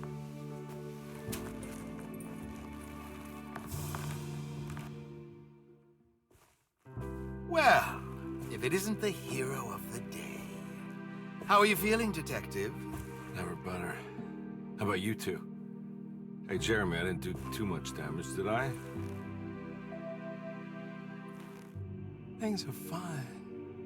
Very quiet. What's up with him? Painkillers? No.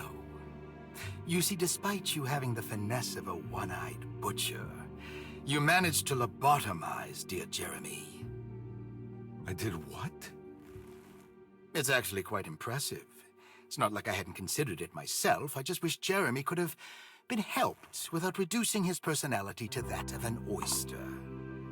But he's gonna live. Of course. As long as someone keeps feeding him, he'll outlive the best of us.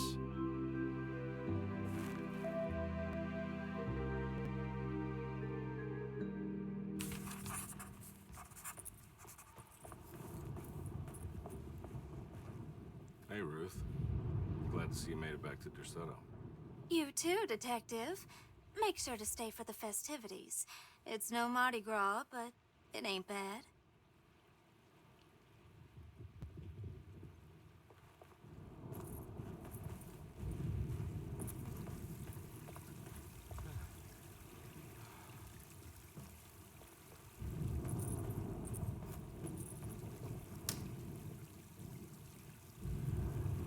Everyone knows what to do?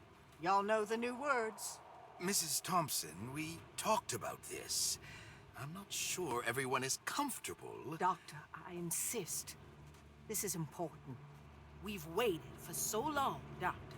Let's just go with the old song. Not every change is an improvement. Boss, good or bad, you need to move forward.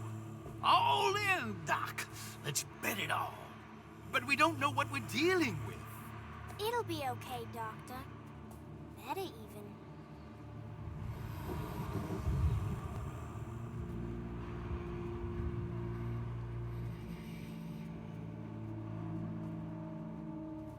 Ever there praises and abundance to the black goat of the woods. Hear us, mother. Take pity on us. Take pity on us. Ever Hear there us, praises and abundance to the black goat of the woods. on us. Hear us, Mother, and take pity on us. Take pity on us. Ever there's praises and abundance to the black goat of the woods. Hear us, Mother, and take pity on us.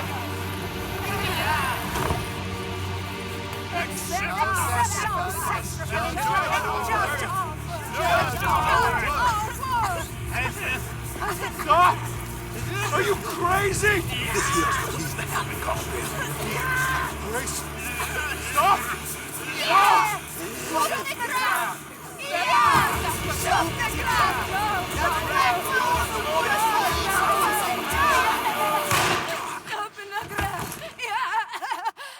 Detective, get my uncle out of here. Jeremy, come with me. Get over here.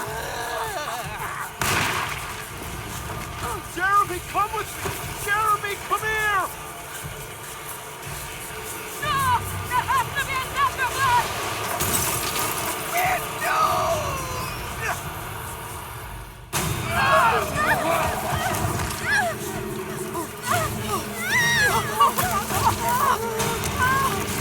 Jeremy.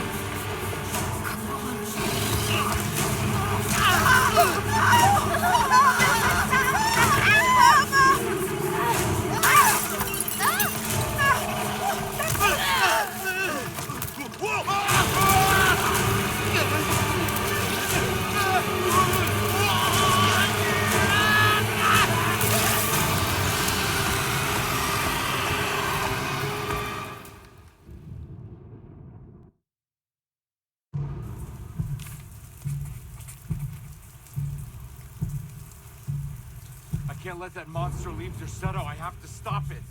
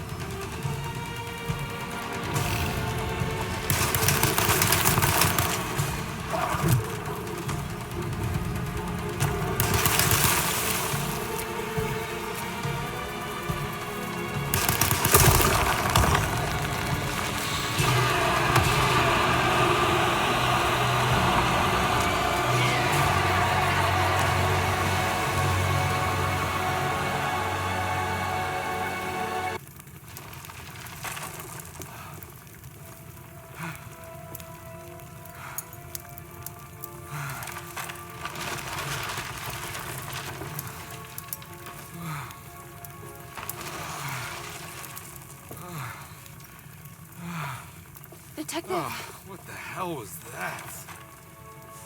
I tried to tell you. There was so much evidence. Their devotion to the Black Goat was like nothing I've ever seen before. I felt so dumb believing any of it, but I'm glad I did. Are you okay? Everything is out of order. This isn't the way the story goes.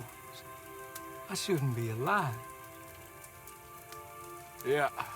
Oh, you're welcome, buddy. How are you doing, sweetie? I kinda like it. You ruined everything, but I'm not mad.